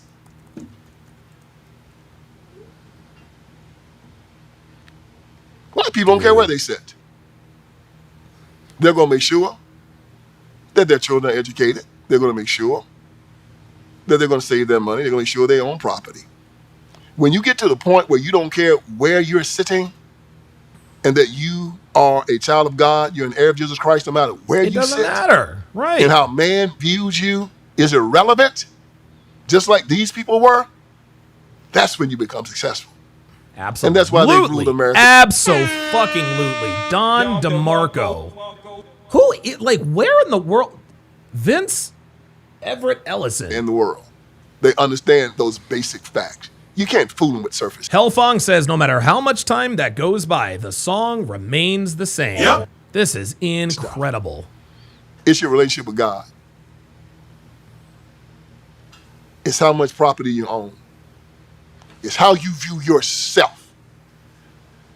If you don't learn to love yourself, it doesn't matter how many fake holidays, Juneteenth, MLK Day, it don't matter how many Confederate statues they turn down. They can tear down Robert E. Lee statues and Jeff Davis statues all day long. They can put as much welfare in the community. You can have as many riots and BLM tearing up stuff and burning up stuff and fighting out food all you want until you learn to love yourself. None of it matters.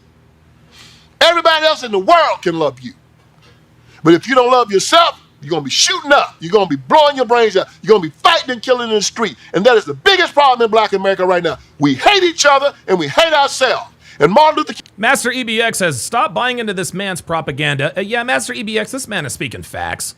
Dude, this ain't propaganda. He's talking about exactly what the fuck is happening in the black community. The fuck is wrong with you people, man? King Jr. did. This is, guys, this is why the black community is a joke. This is why, dude, this is why nobody wants to be around them. Nobody wants to be around these people, man. Nothing to take care of that. Matter of fact, everything that the racists thought about us, he declared it to be true. Now, y'all, I want you to go to my website. I want you to get my books, and I want you to get my documentaries. Get Where You Go to Hell For Me. It's a documentary that talks about this Democratic Party I've been telling you about and the lies they tell us. Jesus, and if you vote for this party, you're putting your soul in hazard of going to hell. It'll rock your world. You've never seen nothing like it. Then get Iron Triangle, the book that started it all.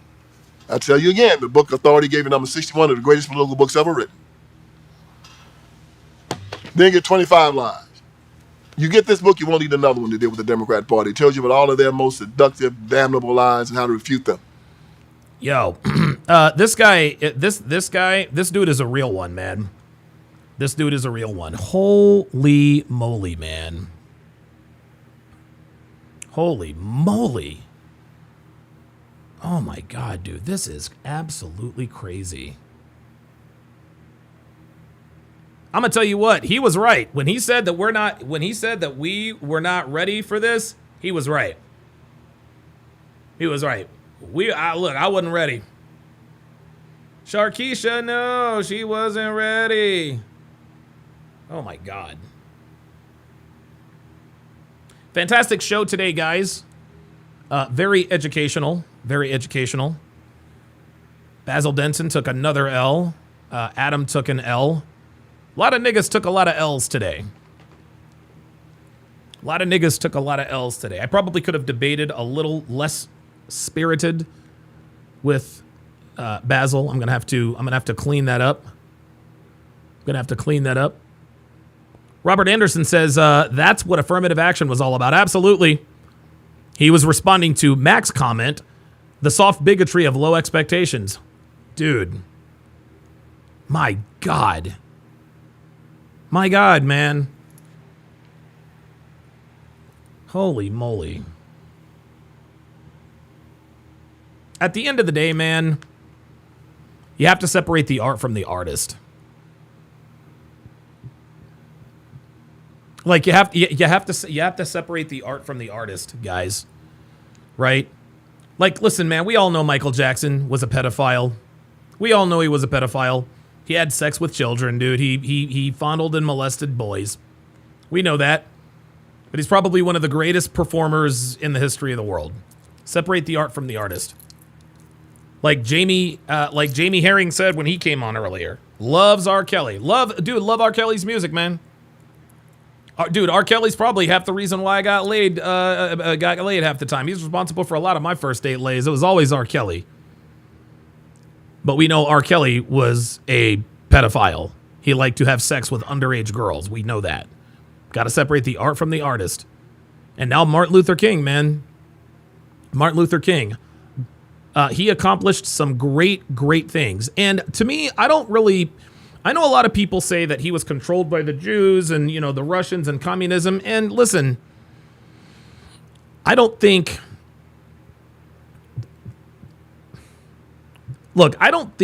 that diminishes what he accomplished. Oh, God. I hate when my beard and mustache hair start in my mouth. You got to separate the art from the artist. Martin Luther King Jr.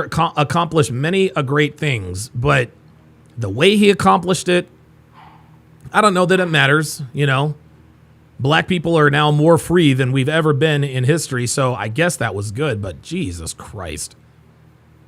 Jesus Christ, man. Ay. That's going to do it for this, the 1196th edition of TSR Live. Thanks for watching, guys. We'll see you next time.